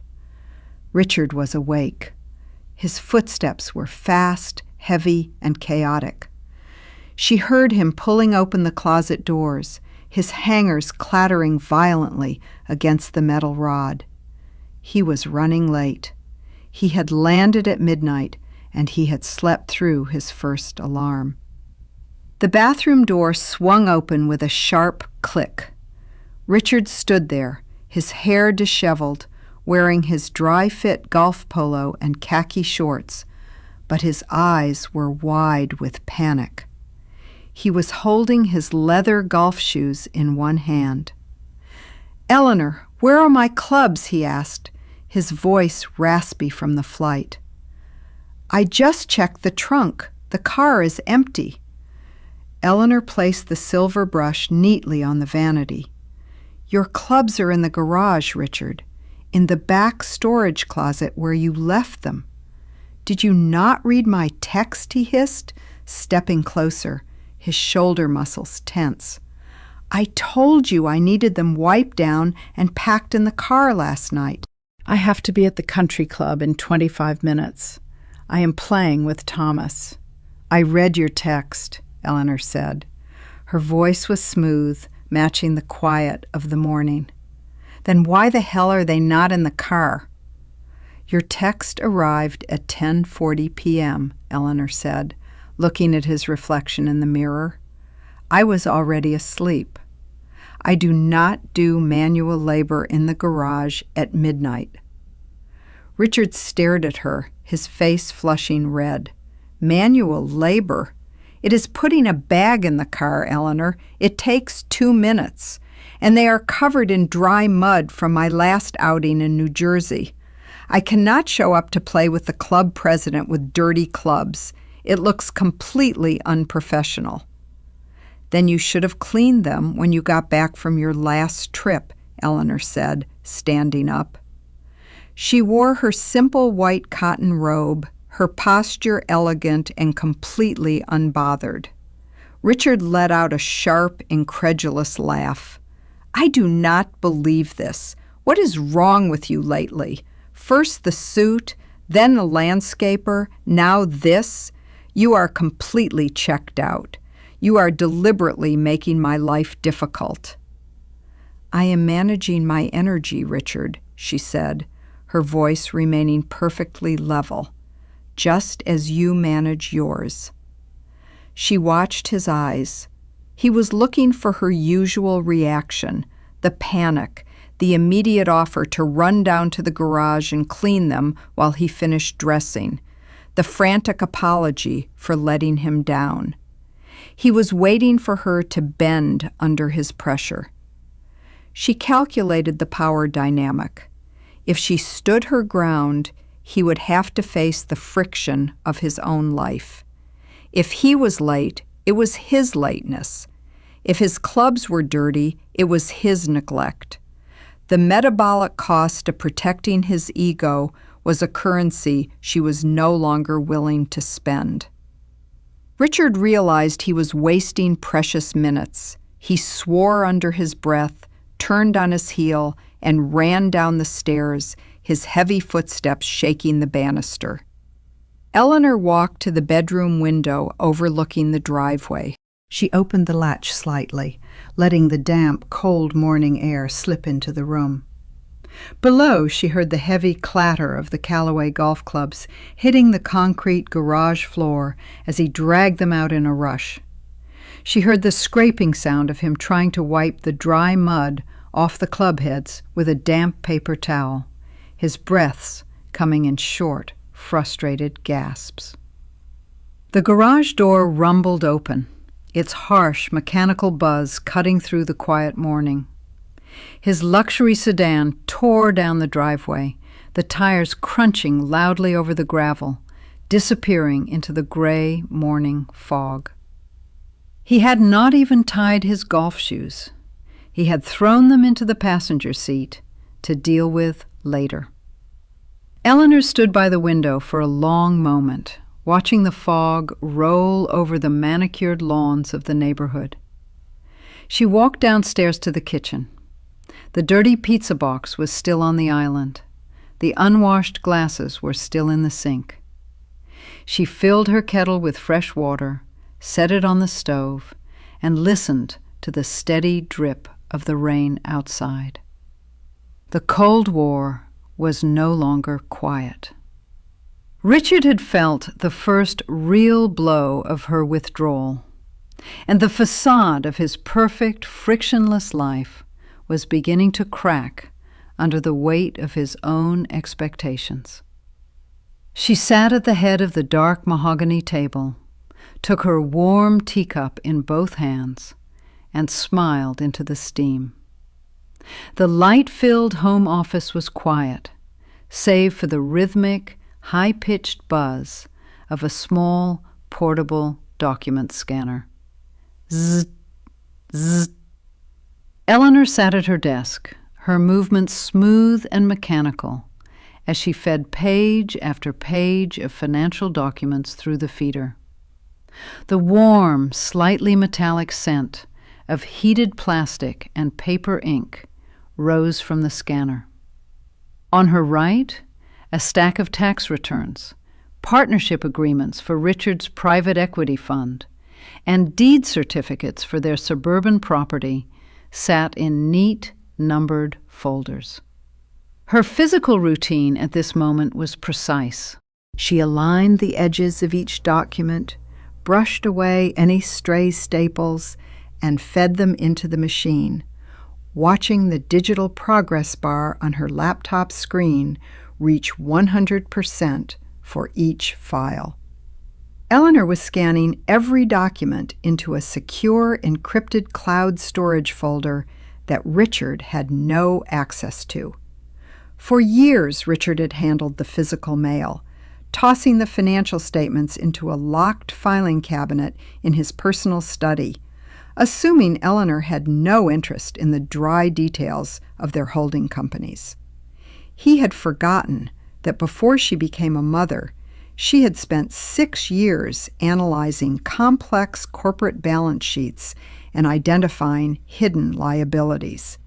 She knew exactly which questions to ask, and she knew how to find what was hidden. She sat back as the scanner processed a particularly thick document, performing an internal calculation. She reviewed Richard's latest capital call notice for his private equity partnership. Richard had committed $3 million to a new real estate venture, leveraging their primary residence to secure the lines of credit. He was cash poor, his wealth tied up in illiquid, long-term investments that relied heavily on his continued high income. Eleanor, on the other hand, had kept her McKinsey-era severance, bonuses, and inheritance in a separate, quiet trust. She had never touched it, allowing the index funds to compound over the decade. She calculated their liquid assets. If she walked away, Richard would be left with a massive, highly leveraged house, 3 private school tuitions, a mountain of debt, and 0 domestic support. His entire financial house of cards was built on the assumption of her free, infinite labor. She possessed the liquidity. He possessed the debt.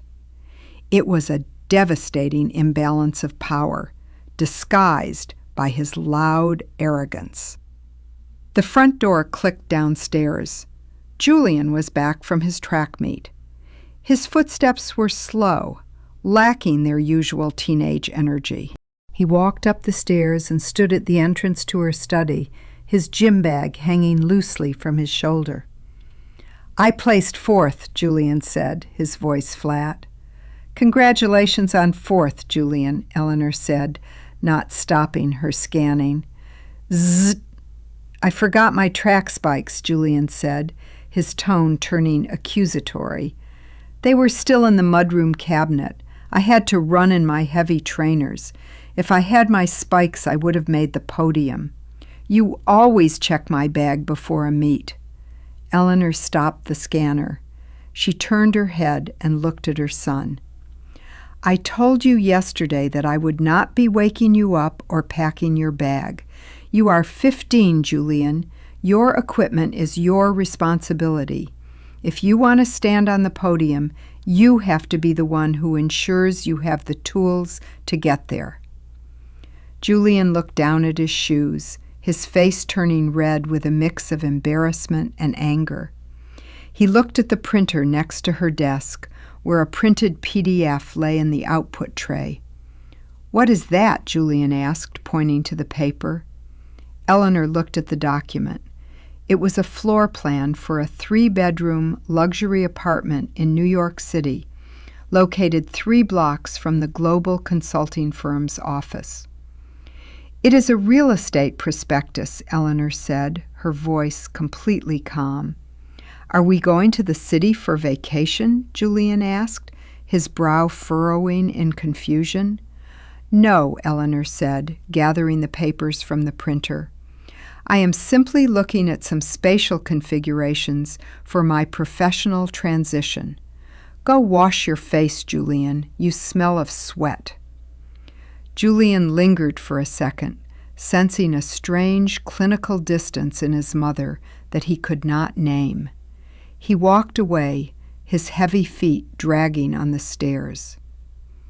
Eleanor placed the printed prospectus into a locked leather briefcase under her desk. She turned the scanner back on. Zzz.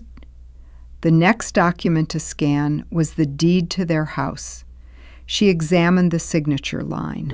Her name was listed alongside his, but she knew that in their state, the debt attached to the property would remain a shared liability unless she negotiated her exit strategically. She opened a spreadsheet on her second monitor titled Project Leverage.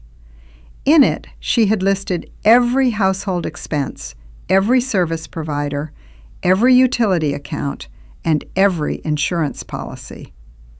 Beside each item, she wrote the date she planned to remove her name from the account, or the date she planned to stop paying the invoice from the joint household account.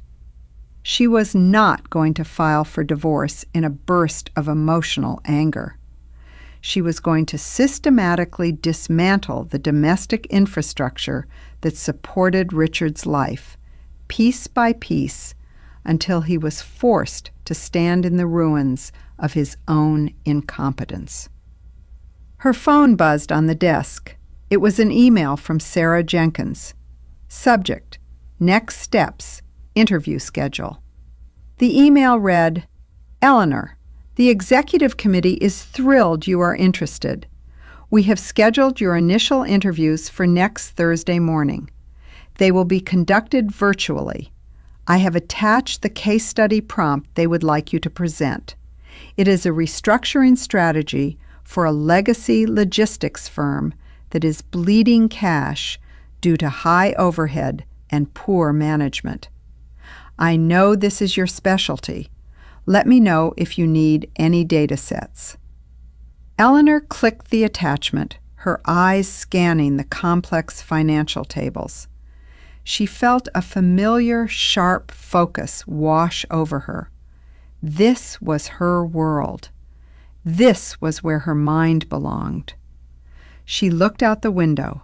The rain had stopped, but the backyard lawn was still soggy, the water in the low dip standing still and dark, a quiet mirror reflecting the gray sky. The rhythmic thump of the chef's knife against the heavy maple cutting board was the only sound in the kitchen. Thump, thump, thump. Eleanor stood at the counter, slicing an English cucumber into translucent, uniform rounds. She was preparing a simple salad for herself. Only herself. The cool, crisp scent of the cucumber rose from the board, a clean contrast to the heavy, greasy smell of the cardboard pizza box that still sat, untouched, on the far end of the island. Her physical routine was hypnotic. She did not rush. She focused entirely on the thickness of each slice, her hands steady, her mind completely detached from the tension radiating through the quiet house. The front door slammed. Richard walked into the house, his heavy footsteps instantly disrupting the silence. He carried a distinct odor with him, the bitter scent of gin, stale sweat, and cut grass. His polo shirt was wrinkled, and his face was flushed a dark, angry red from a day of drinking under the afternoon sun at the country club. He kicked his golf shoes into the mudroom with a loud, clattering bang. Richard marched into the kitchen, stopping by the island. He looked at the dirty cereal bowls, the cardboard box, and then at Eleanor, who was still slicing her cucumber. Thump, thump. "Do you have any idea what happened today, Eleanor?" Richard asked, his voice shaking with a mixture of anger and humiliation. Eleanor did not look up from the cutting board. "I assume you played golf," she said. "I was late, Eleanor," Richard's voice cracked. "I arrived at the first tee box exactly 2 minutes before our tea time. Thomas was already standing there with his guests, looking at his watch. And my clubs, they were covered in dried clay from 2 weeks ago. I had to scrape the mud off my irons with a tee on the first hole like some amateur. It was completely humiliating. Thomas asked me if everything was all right at home. He looked at me like I was losing my grip on my life." Eleanor picked up a slice of cucumber and ate it, savoring the cool, watery crunch. "That sounds like an uncomfortable morning," she said. "An uncomfortable morning?" Richard raised his voice, stepping closer to the island, his hands gripping the edge of the granite. "Is that all you have to say? You did this on purpose. You are trying to embarrass me. You flew back from Chicago on a whim to play golf, Richard," Eleanor said, her voice remaining perfectly level. "You did not manage your schedule, and you did not clean your equipment after your last game. My actions did not cause your lateness or your dirty clubs. Your choices did." Richard opened his mouth to reply, but his eyes caught the stack of mail sitting on the edge of the counter. On top of the stack sat the folded red and white envelope from the Homeowners Association and the printed declined transaction receipt from the bank. He snatched the declined receipt up, his fingers crumpling the edges. "What is this?" he demanded. waving the paper in front of her. "The lawn care payment was declined? Why is this sitting here? Why did you not call them and sort this out?" "The account had insufficient funds," Eleanor said. "Then why did you not transfer the money?" Richard yelled. "You have access to your personal savings. You know the lawn bill is automatically drafted on the 20th of every month." "I do not use my personal savings to fund your household operational deficits, Richard," Eleanor said, wiping her knife with a clean cloth. "The lawn contract is in your name. If you wish to fund the account, you are welcome to transfer the money from your private brokerage." Richard stared at her, his face contorting in disbelief. "My private brokerage? That is for our investments, Eleanor. This is just utility bills. You are supposed to handle this. That is what you do." "I did handle it," Eleanor said, looking him directly in the eyes. "I informed you on Tuesday.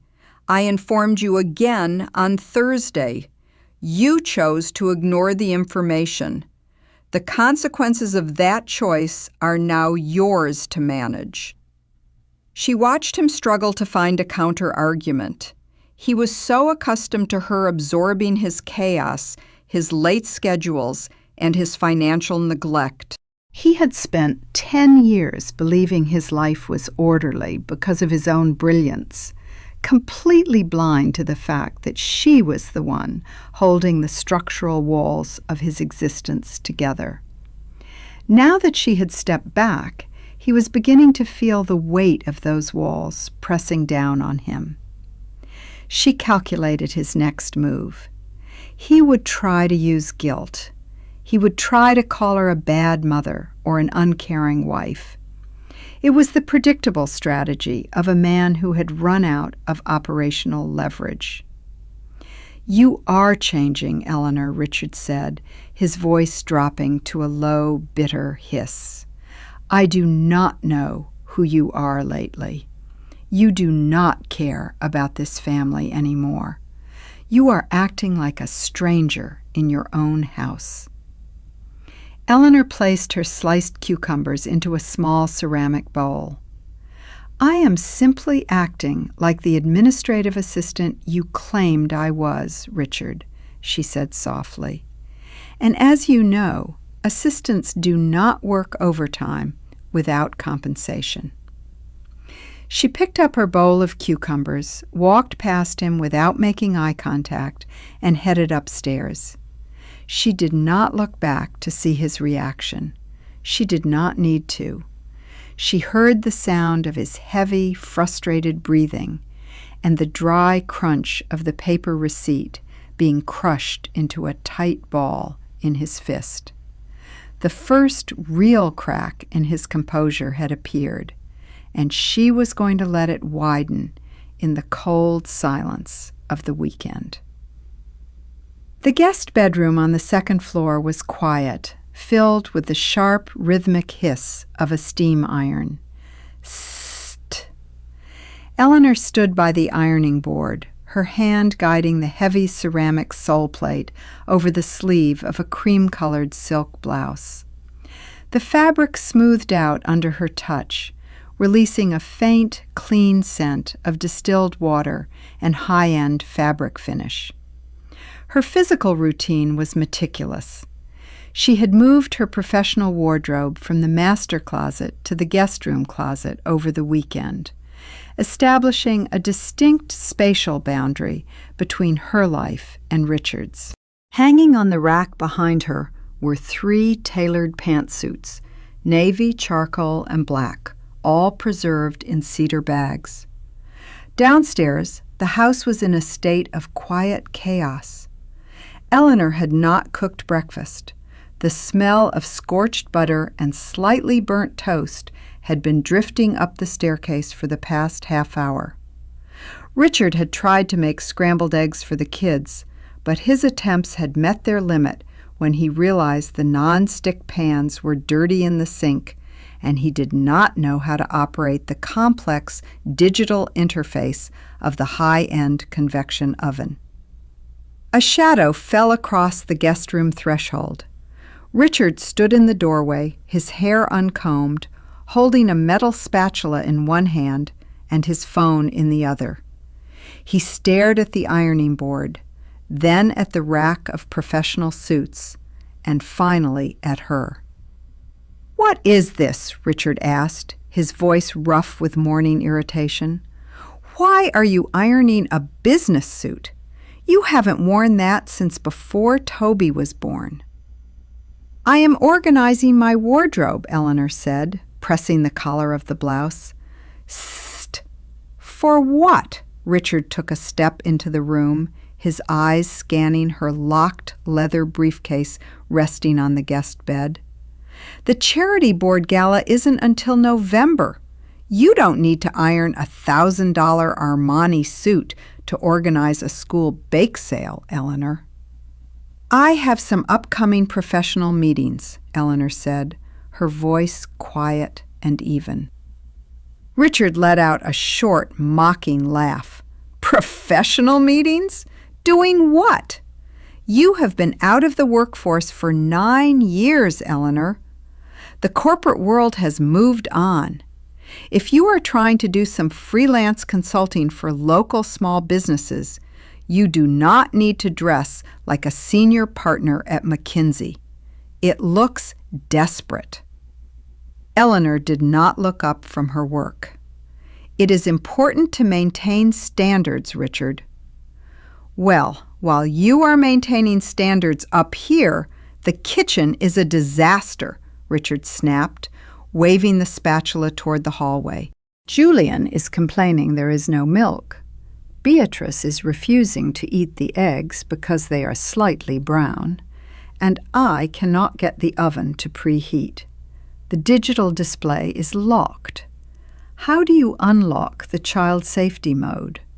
"The manual is in the 3rd drawer next to the pantry," Eleanor said, sliding the iron along the hem. "Or you can search for the model number online. It is quite simple." "Can you not just come down and do it?" Richard's tone shifted from arrogance to a whiny, demanding pitch. "I am trying to feed our children, Eleanor. I have a conference call with the London office in an hour. I do not have time to read appliance manuals." "I am busy preparing my clothes," Eleanor said. She watched him in the reflection of the window glass, performing a silent, internal calculation. Richard was frustrated, his authority slipping, his face tight with stress. He wanted her to drop the iron, apologize for the messy kitchen, run downstairs, and fix his mistakes. He wanted to feel that his time was valuable and hers was worthless. She calculated the strategic risk of revealing her upcoming interviews with Sarah Jenkins' firm. If she told him she was interviewing for a managing director position, he would instantly try to undermine her confidence. He would tell her she was out of touch, that she could not handle the corporate pressure. Or he would contact his own professional network to quietly derail her application. He was a partner in private equity. He had connections. Silence was her absolute defense. By keeping her preparation hidden, she denied him the opportunity to sabotage her. She would let him believe she was merely playing dress-up in the guest room, while she quietly rebuilt the bridge to her independence. Richard stepped toward the bed, his eyes narrowing. He reached out his hand to touch the handle of the locked leather briefcase. What is in here anyway? Financial files? Why is it locked? Eleanor set the iron down on its heel with a firm, deliberate click. She did not raise her voice, but her eyes locked onto his with an icy, unyielding intensity. "Do not touch my personal property, Richard." Richard froze, his hand hovering an inch above the leather. The absolute coldness in her tone was unlike anything he had heard from her in a decade. It was the voice of an executive setting an absolute boundary with an insubordinate employee. He slowly pulled his hand back, his face darkening with a mixture of embarrassment and rising anger. "You are losing your mind," he muttered, turning back toward the doorway. "I am going to get bagels. This house is ridiculous lately." He walked away, his heavy footsteps thudding down the stairs. A minute later, the front door slammed shut, the vibration rattling the window panes of the guest room. Eleanor took a deep, slow breath, letting her shoulders drop. She picked up the iron, pressed the steam button, and watched the warm white cloud rise from the cream silk. Sssst. The fabric was flawless. She had all the time in the world, and she was not going to spend another second of it saving him from himself. The squeaking of the black felt-tip marker was loud in the quiet study. Squeak, squeak. Eleanor sat at her desk, labeling a series of manila envelopes in bold, precise block letters. Assets, liabilities, account ledgers, property deeds. The sharp chemical smell of permanent ink hung in the air, mixing with the cool afternoon breeze entering through the half-open window. Her physical routine was disciplined. She folded each printed financial statement, slid it into its designated envelope, and pressed the metal clasp shut. She was creating a physical backup of the digital files she had scanned, a precaution she had learned during her corporate days when dealing with hostile restructurings. She picked up her personal phone, the one Richard did not have the passcode to, and dialed a number she had memorized. It belonged to David Stern, a senior partner at a prestigious matrimonial law firm in Manhattan. David had been a classmate of hers at business school before he transitioned to family law, and he was known for his ruthless efficiency in high-net-worth separations. The phone rang twice before David answered. "Eleanor, it has been a long time." "Good afternoon, David," Eleanor said, her voice dropping to a quiet, confidential register. "I need to schedule an appointment, a private consultation." David's tone instantly shifted from friendly to professional. "I see. Is it Richard?" "Yes," Eleanor said. "I need a comprehensive asset review and a structured partition strategy. I have already digitized our tax returns, partnership capital calls, property deeds, and household accounts for the last 5 years." A low whistle came through the receiver. "You always were the most prepared person in the room, Eleanor. If you have all of that digitized, my team can draft the preliminary discovery checklist in 48 hours. Can you come to my office on Wednesday morning at 10? "Wednesday works perfectly," Eleanor said. "I will send you the secure link to the encrypted folder tonight." "I will see you then, Eleanor. Hang in there." "I am doing very well, David." "Thank you," Eleanor said, and disconnected the call. She sat back in her chair performing a silent internal calculation. Under the state's equitable distribution laws, the appreciation of Richard's private equity partnership interest during their 9 years of marriage was considered marital property. Even though she had stayed at home, her domestic labor had legally enabled him to focus entirely on his career, allowing his partnership equity to grow. She calculated the value of that equity. It was worth approximately $4 million. She did not want the suburban house. The house was heavily leveraged, carrying a massive mortgage and endless maintenance costs. Let Richard keep the house, the soggy backyard, the flooded pool house, and the debt. She would target his liquid capital, his pension funds, and his partnership shares. She would walk away with cash, while he was left with an expensive, drowning monument to his own ego. Her separate premarital trust, which had grown to over $2 million, was legally protected. She was entering this battle with maximum liquidity. He was entering it with maximum leverage. Her phone vibrated on the desk. It was a text from Richard, sent from the kitchen downstairs. Richard, we need to go over the Amex statement. I am looking at last month's bill. There is a $300 charge at the dry cleaners. Why is it so high? And why was the card declined when I tried to buy bagels this morning? They said there was a hold on the account. Eleanor stared at the text. The $300 charge was for his custom suits, dry cleaned over the past 2 months. He had simply never looked at the statements before. More importantly, the decline of the card was not a mistake. Since Eleanor was the primary account holder on the American Express card they used for daily expenses, a card she had opened during her high-earning consulting days, she had called the credit card company on Saturday night. She had simply removed Richard as an authorized user. She did not reply to his text.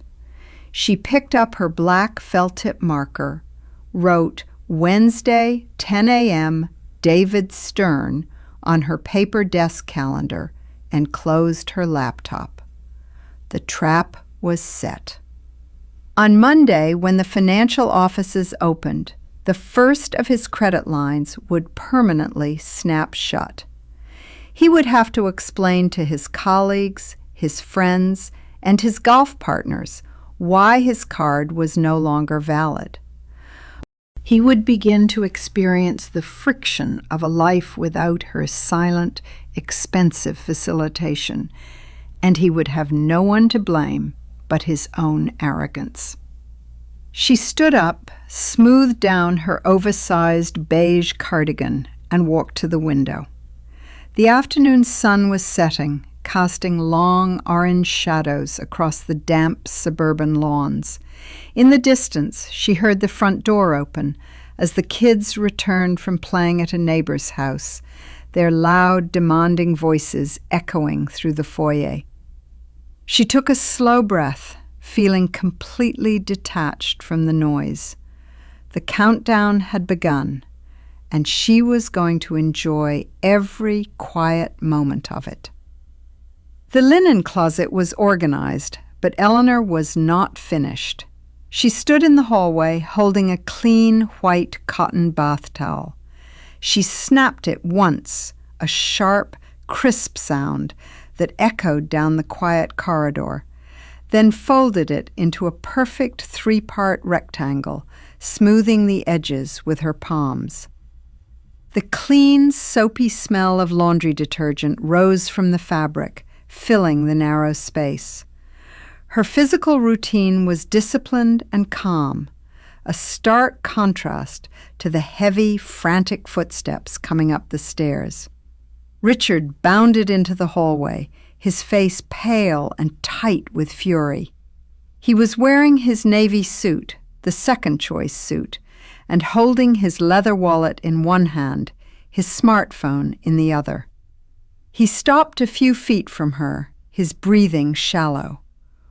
"What did you do to the Amex?" Richard demanded, his voice shaking. "I just tried to buy my monthly commuter pass online, and it said the card was canceled. I called customer service, and they told me I was removed as an authorized user. They said the primary cardholder requested it. Why did you do that?" Eleanor did not stop folding her towel. "The card is in my name, Richard," she said. "I opened that account when I was a senior partner at McKinsey. But we have used it for our family expenses for 9 years," Richard yelled, his voice cracking with frustration. "I pay the bill from the household account. You cannot just remove me. I do not have my personal Amex on me, and my corporate card has strict compliance tracking. I cannot put personal expenses on it without a manual audit by the partners." "Then you should open a new card in your own name," Eleanor said, placing the folded towel neatly on the shelf. "As you pointed out last week, I am just a stay-at-home mom. I do not have a career or a drive anymore. It seems irresponsible for a boring administrative assistant to manage the credit lines of an elite private equity partner." Richard stared at her, his jaw dropping. He recognized his own words, the exact phrases he had used on the speakerphone with Thomas. His face flushed a deep, embarrassed crimson. You were listening?" he whispered. Eleanor did not look back. "I was standing in the mudroom, Richard. You had the phone on speaker."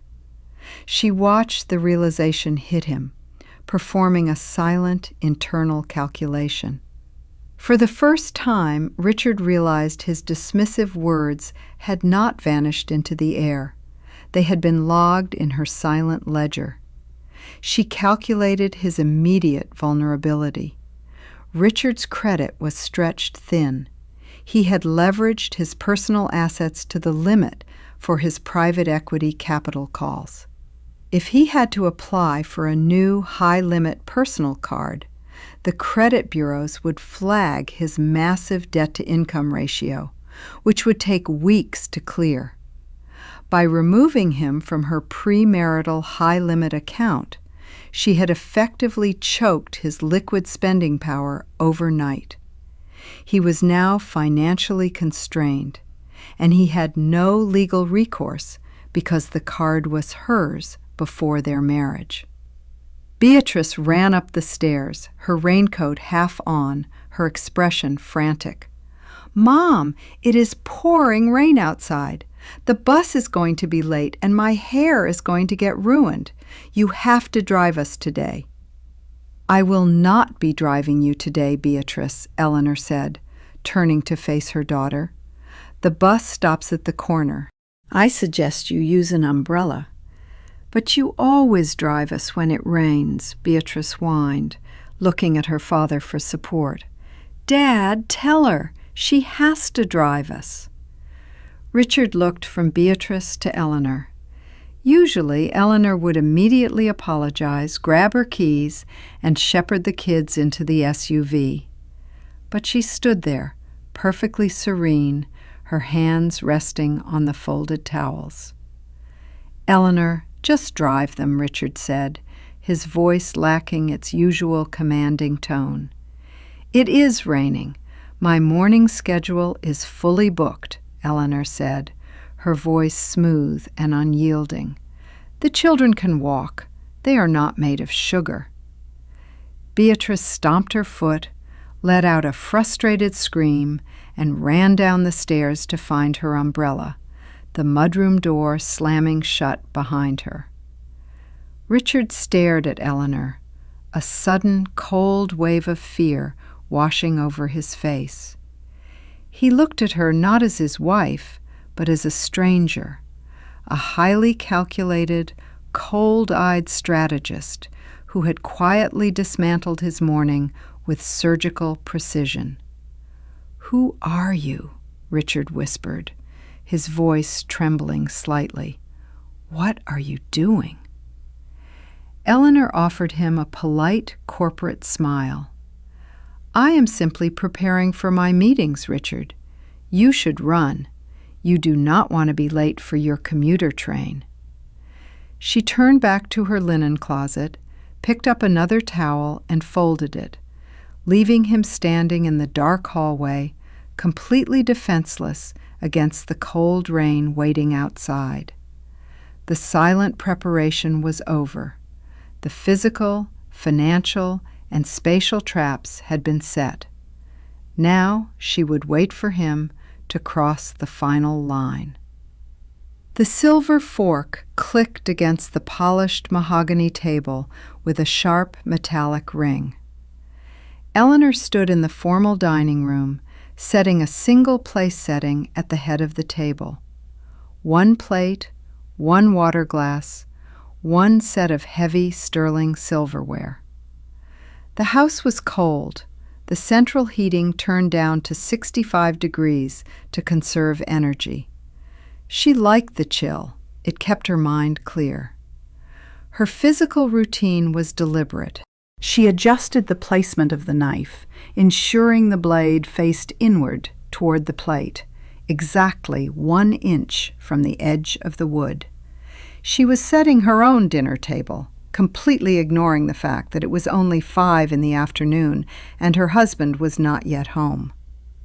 At 5:15, the heavy front door opened, followed by the sound of loud, confident male voices echoing through the high-ceilinged foyer. Richard had returned early, but he was not alone. "We can review the financial sheets in the study, Thomas." Richard's voice boomed from the foyer, carrying an artificial, hearty warmth. "And my wife, Eleanor, can pull together some light bites for us. She makes a fantastic charcuterie board, and we have a vintage Cabernet we have been saving." Eleanor did not move from the dining table. She listened as Richard led Thomas, the country club president and senior partner at the private equity firm, and Marcus, a high-stakes investor, into the house. Richard was trying a classic power move. By bringing his most influential professional contacts home unannounced, he believed he would force Eleanor back into her role. He assumed her pride, her fear of social embarrassment, and her years of conditioning as a wealthy suburban hostess would override her recent rebellion. He thought she would never dare to let the facade slip in front of the people who controlled his career. It was a calculated trap designed to use social pressure to force her back into submission. Richard walked into the dining room, his face tight with a forced salesman's smile. Thomas and Marcus followed behind him, carrying expensive leather briefcases. "Eleanor, darling," Richard said, his eyes drilling into hers, carrying a silent, threatening plea. Thomas and Marcus came over to finish our Q3 review. "We are going to need some coffee, and perhaps you could whip up some of those smoked salmon crostinis we had last month, and a bottle of the Cabernet from the cellar." Eleanor looked at Thomas and Marcus. She did not wear her oversized beige cardigan today. She had changed into a tailored, slate-gray wool blazer over a crisp white button-down shirt. Her hair was pulled back in a sharp, professional, low bun. "Good evening, Thomas." "Good evening, Marcus," Eleanor said, her voice smooth and perfectly pitched. She ignored Richard's request entirely. "Eleanor, you look wonderful," Thomas said, stepping forward to shake her hand. "It has been too long. Richard always says you are busy managing the kids, but I see you still have that McKinsey posture." "I am doing exceptionally well, Thomas," Eleanor said, offering a polite, firm handshake. "My schedule has indeed opened up recently." Richard cleared his throat, his smile faltering, his fingers twitching against his briefcase. "Yes, well, the coffee, Eleanor? We have a lot of numbers to crunch before the London call." "The kitchen is down the hall, Richard," Eleanor said, her voice calm and conversational. "The espresso machine is manual, but the French press is on the counter. You are welcome to brew a pot for your guests. The coffee beans are in the pantry." A heavy, suffocating silence fell over the dining room. Thomas blinked, his eyebrows raising slightly. Marcus looked down at his watch, a flicker of amusement crossing his face. Richard's face flushed a dark, dangerous purple. He looked at Eleanor, his chest rising and falling with sharp, angry breaths. He had expected her to comply out of social obligation.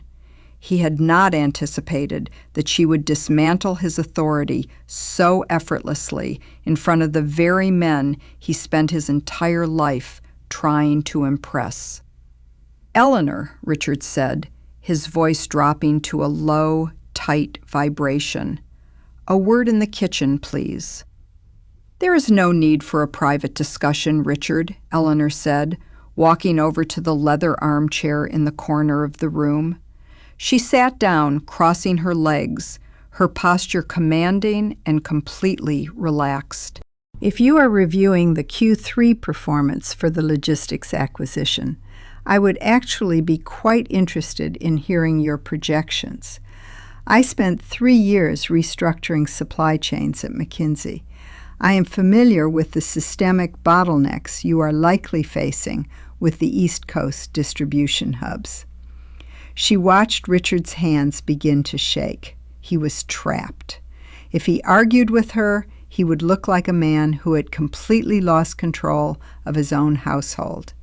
If he complied and went to make the coffee himself, he would lose face as the commanding patriarch in front of his peers. By offering her professional insight, she had shifted the dynamic from housewife and husband to peer and peer. And in this arena, Eleanor's pedigree was far superior to his. She calculated his options and realized he had none. She had seized the room. "Actually, Eleanor," Thomas said, his interest clearly piqued as he set his briefcase on the table, "we are having a massive issue with the carrier capacity in the Jersey terminal. Richard's model assumed a 12% margin improvement, but we are seeing driver shortages eat into that daily. What is your take on the variable fleet model?" Richard stood frozen by the doorway, his spatula of authority completely shattered, forced to watch as his colleagues pulled up chairs around his wife, leaving him to stand in the cold shadow of his own kitchen. The bedroom was dim, lit only by the soft glow of the bedside lamp. Eleanor sat on the edge of the mattress, executing her nightly physical routine. She squeezed a small dollop of rich chamomile hand cream into her palm and began massaging it into her skin. She worked the thick, cool cream over her dry knuckles, her thumbs tracing the small bones of her hands with slow, circular pressures. The clean, herbal scent of chamomile filled the small space between her and the door. Her movements were steady and unhurried. Her hands, which had spent the last 9 years scrubbing, folding, cooking, and driving, felt smooth and strong under her own touch. The bedroom door burst open. Richard walked in, his tie pulled loose, his collar unbuttoned. He smelled of the premium single malt scotch he had been pouring for Thomas and Marcus, mixed with the sour scent of adrenaline and sweat. His face was pale, his eyes wide with a manic, volatile energy. "What the hell was that, Eleanor?" Richard hissed, slamming the door behind him. He kept his voice low so the children would not hear through the drywall, but the fury in his tone was razor sharp. "You humiliated me. You sat there and lectured my boss about supply chain logistics like you were the one running the meeting. You made me look completely incompetent in my own home." Eleanor did not stop massaging her hand cream. "I answered Thomas's questions, Richard," she said, her voice smooth and level. "He was struggling to understand why your operational model was failing. If you found my knowledge humiliating, perhaps you should study your own acquisition models more thoroughly." "Do not speak to me like I am one of your junior analysts," Richard growled, stepping closer to the bed. "I am a partner at that firm. My reputation is everything. You have been sitting in this house for 9 years doing nothing, And suddenly you think you are an industry expert? You are a housewife, Eleanor. That is your job. You are supposed to support me, not compete with me." "I am no longer supporting your illusions, Richard," she said, looking up at him. Her eyes were calm, holding no fear, no anger. They were completely vacant of any emotional connection to him. Richard let out a harsh, dry laugh. "Oh, is that right? You think you are independent now? Let me tell you something. I fund every single aspect of your life. The house, the luxury SUV, the kids' private school tuition, the food you eat, that expensive cardigan you are wearing. If you think you can continue this attitude, I will shut down the household account tomorrow. I will cancel your credit cards. Let's see how long your little rebellion lasts when you cannot even buy groceries." Eleanor felt a cold, deep amusement swell in her chest. She performed a silent internal calculation. Richard believed he held the financial whip. He had no idea she had already removed him from her high-limit American Express card. He had no idea she had digitized every single scrap of his financial liabilities, or that her personal premarital trust held more liquid cash than his entire joint account history. He was cash poor, his capital locked up in multi-year private equity calls, and his credit score was about to take a massive hit on Monday when the bank drafted his delinquent bills. If he cut off the household account, she would not starve. She would simply let the children's private school tuition check bounce. The headmaster would call him directly. The prestige he valued so highly would disintegrate in public. She chose to remain silent. She did not argue. She did not tell him about her trust or her upcoming interviews. She let him believe his threat had power, knowing that the more confident he felt, the more reckless he would become. Richard watched her, waiting for the panic, the tears, the immediate plea for forgiveness. When she did not flinch, his chest heaved, his confidence faltering under the weight of her absolute indifference. "And another thing," Richard said, his voice dropping, carrying a note of desperate control. "Thomas asked you if you would be interested in speaking at our firm's annual leadership retreat next month. He thinks you are some kind of hidden asset. I want you to email him tomorrow and decline. Tell him you have family obligations. You are not speaking at my firm." Eleanor capped her tube of hand cream and set it neatly on the nightstand. She lay back against the pillows, pulling the heavy duvet over her legs. "Good night, Richard," she said softly. "Are you listening to me?" he shouted, stepping to the edge of the bed, his fists clenched at his sides. "I said you are declining." Eleanor closed her eyes. She did not answer.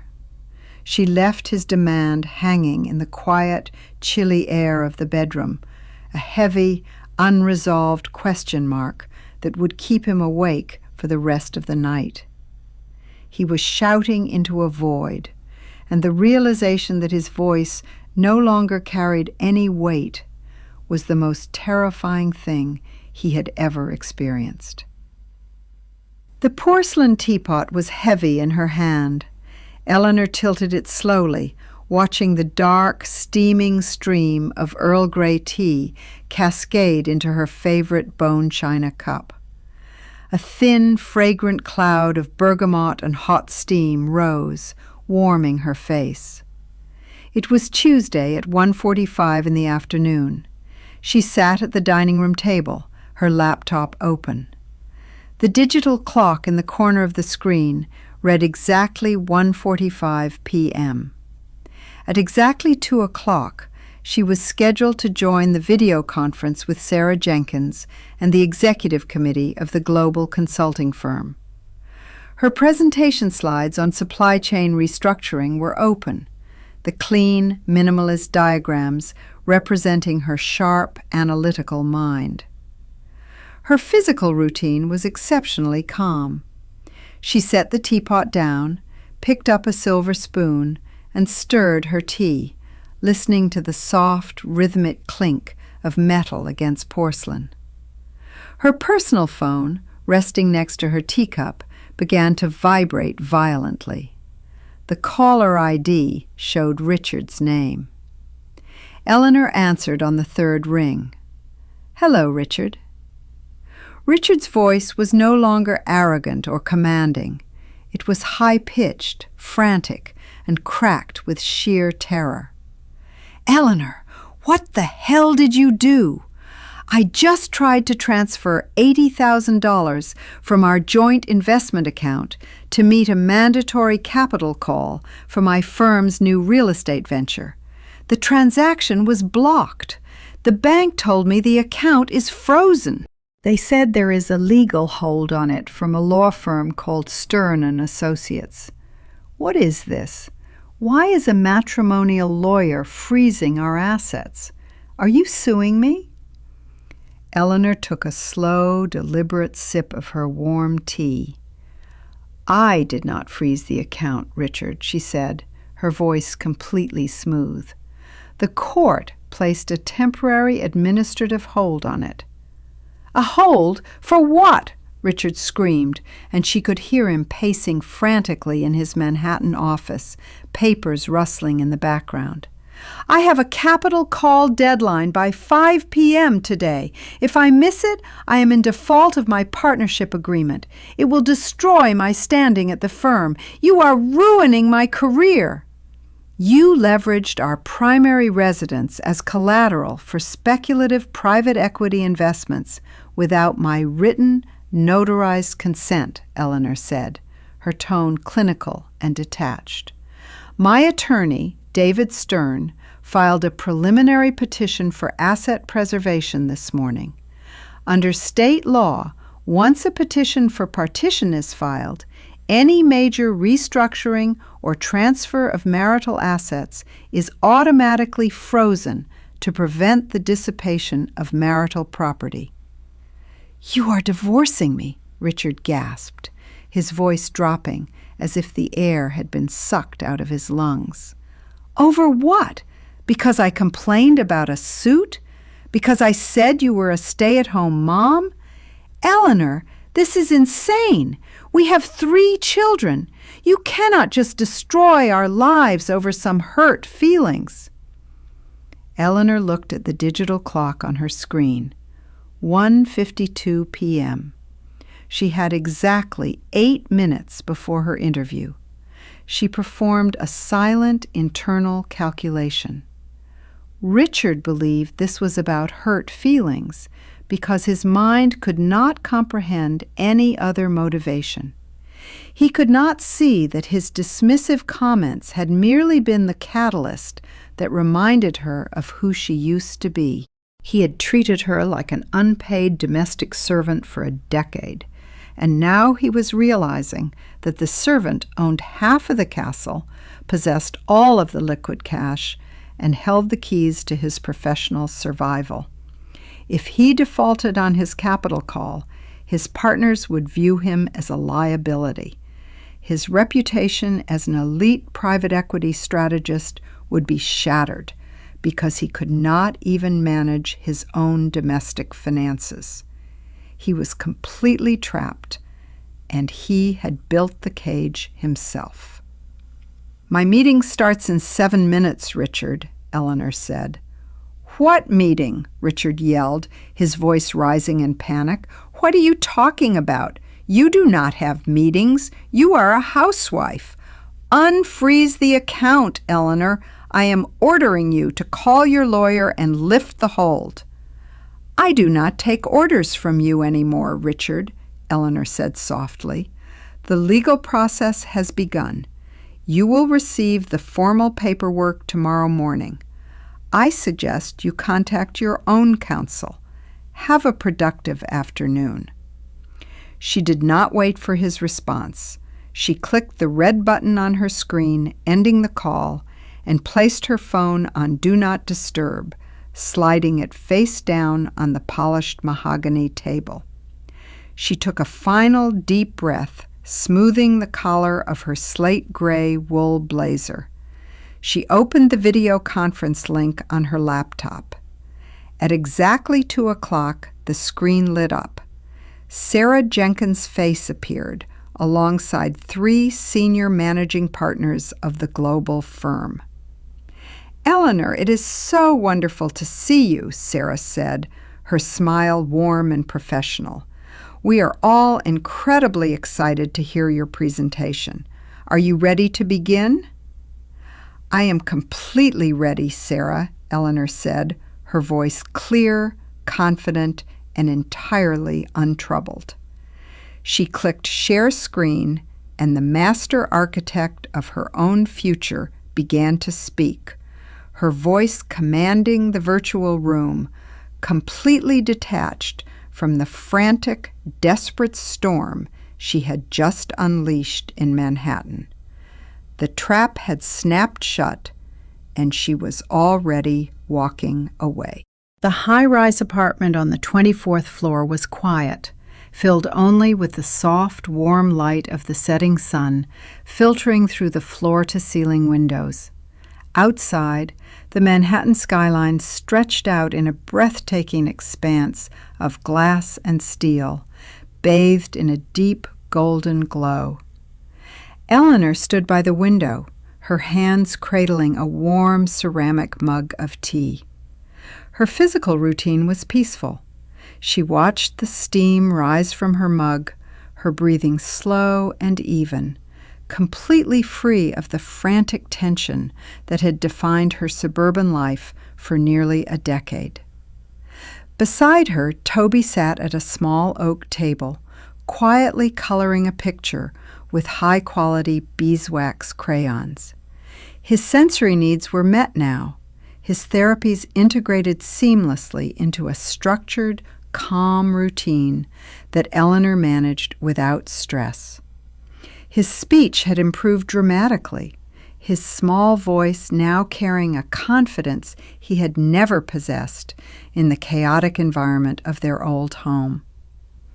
It had been 6 months since the day Eleanor walked out of the suburban house, and the transformation was absolute. Eleanor had accepted the managing director position at the global consulting firm. Her return to the corporate world had been a triumph. Her sharp, analytical mind, once buried under mounds of laundry and endless carpool schedules, was now directing multi-million-dollar corporate restructurings. She was respected, listened to, and valued as a peer by some of the sharpest minds in the industry. For Richard, the aftermath of her departure had been a slow, agonizing collapse. When Eleanor moved out, she took only her personal belongings and hired 0 domestic help for the household. Richard had initially dismissed her warning, believing that managing a house and 3 children was a trivial task that anyone could handle. His weaponized incompetence, however, met its match in the brutal reality of daily operations. Within 3 weeks, the domestic machine ground to a halt. The dry cleaning sat uncollected. The healthy home-cooked meals were replaced by expensive, greasy takeout that left the children sluggish and irritable. Julian missed his regional track qualifiers because no one checked his registration deadline, and Beatrice's gymnastics marks plummeted as her performance anxiety flared without her mother's stabilizing presence. To make matters worse, Richard's financial default on his capital call, caused by the legal freeze on their joint assets, had severely damaged his standing at the private equity firm. His partners began to view him as a liability, a man who could not manage his own personal finances, let alone high-stakes acquisitions. 2 weeks ago, Richard had begged Eleanor for a meeting. They sat in a quiet cafe in the city, and Eleanor had been shocked by his appearance. He looked 10 years older. His hair was thinning, his shoulders were slouched, and his expensive designer suit was wrinkled and ill-fitting. "I do not know how you did it," Richard had whispered, his voice cracked with exhaustion, his hands trembling as he held his coffee cup. "I am drowning, Eleanor. The laundry, the meals, the homework, the therapy sessions. I cannot keep up. I am constantly late for work, and my partners are losing faith in me. I am so sorry. I was wrong. Please, can we try to work this out? I need you to come back." Eleanor had looked at him, feeling no anger, no triumph, only a profound, quiet pity. "You do not need a wife, Richard," she had said softly, her voice completely calm. "You need a manager, and I am no longer available for hire." The divorce had been finalized last week. Under the partition agreement, Richard was forced to sell the massive, heavily leveraged suburban house to cover his debts and legal settlements. He now lived in a modest rental townhouse, struggling daily to manage the children on his custody weekends. The children's relationship with Eleanor had transformed completely. Julian and Beatrice now spent their weekdays with Eleanor in the city. The dynamic had shifted from neglect to deep, quiet reverence. When they walked into her elegant Manhattan apartment and saw her preparing for major corporate presentations, they no longer saw a servant. They saw a brilliant, independent leader. They had begun to ask her about her career, her decisions, and her life, finally learning to respect her as a whole person. Eleanor looked out at the glowing city, feeling a deep, unshakable sense of peace. Her sacrifice had not been in vain, but her resurrection was entirely her own. She was finally free. If this story reminded you that love and sacrifice should never be mistaken for weakness, you are not alone. Often the people who carry the heaviest burdens are the ones we assume will never break. But when the silent architects of our lives choose to step away, we are left to realize, too late, the true cost of our own arrogance. How would you have handled Richard's demands? Would you have stayed and continued to endure? Or would you have had the courage to walk away and reclaim your worth? We would love to hear your thoughts and personal experiences in the comments below. If you believe that every person deserves to be treated with dignity, respect, and gratitude, please consider subscribing to our channel. Here we share meaningful family stories that explore love, betrayal, resilience, and the quiet strength of those who choose to start over. Thank you for listening and for being a part of our community. Because the truest measure of a person's worth is not found in how much they can endure in silence, but in the quiet courage it takes to finally stand up and walk into the light.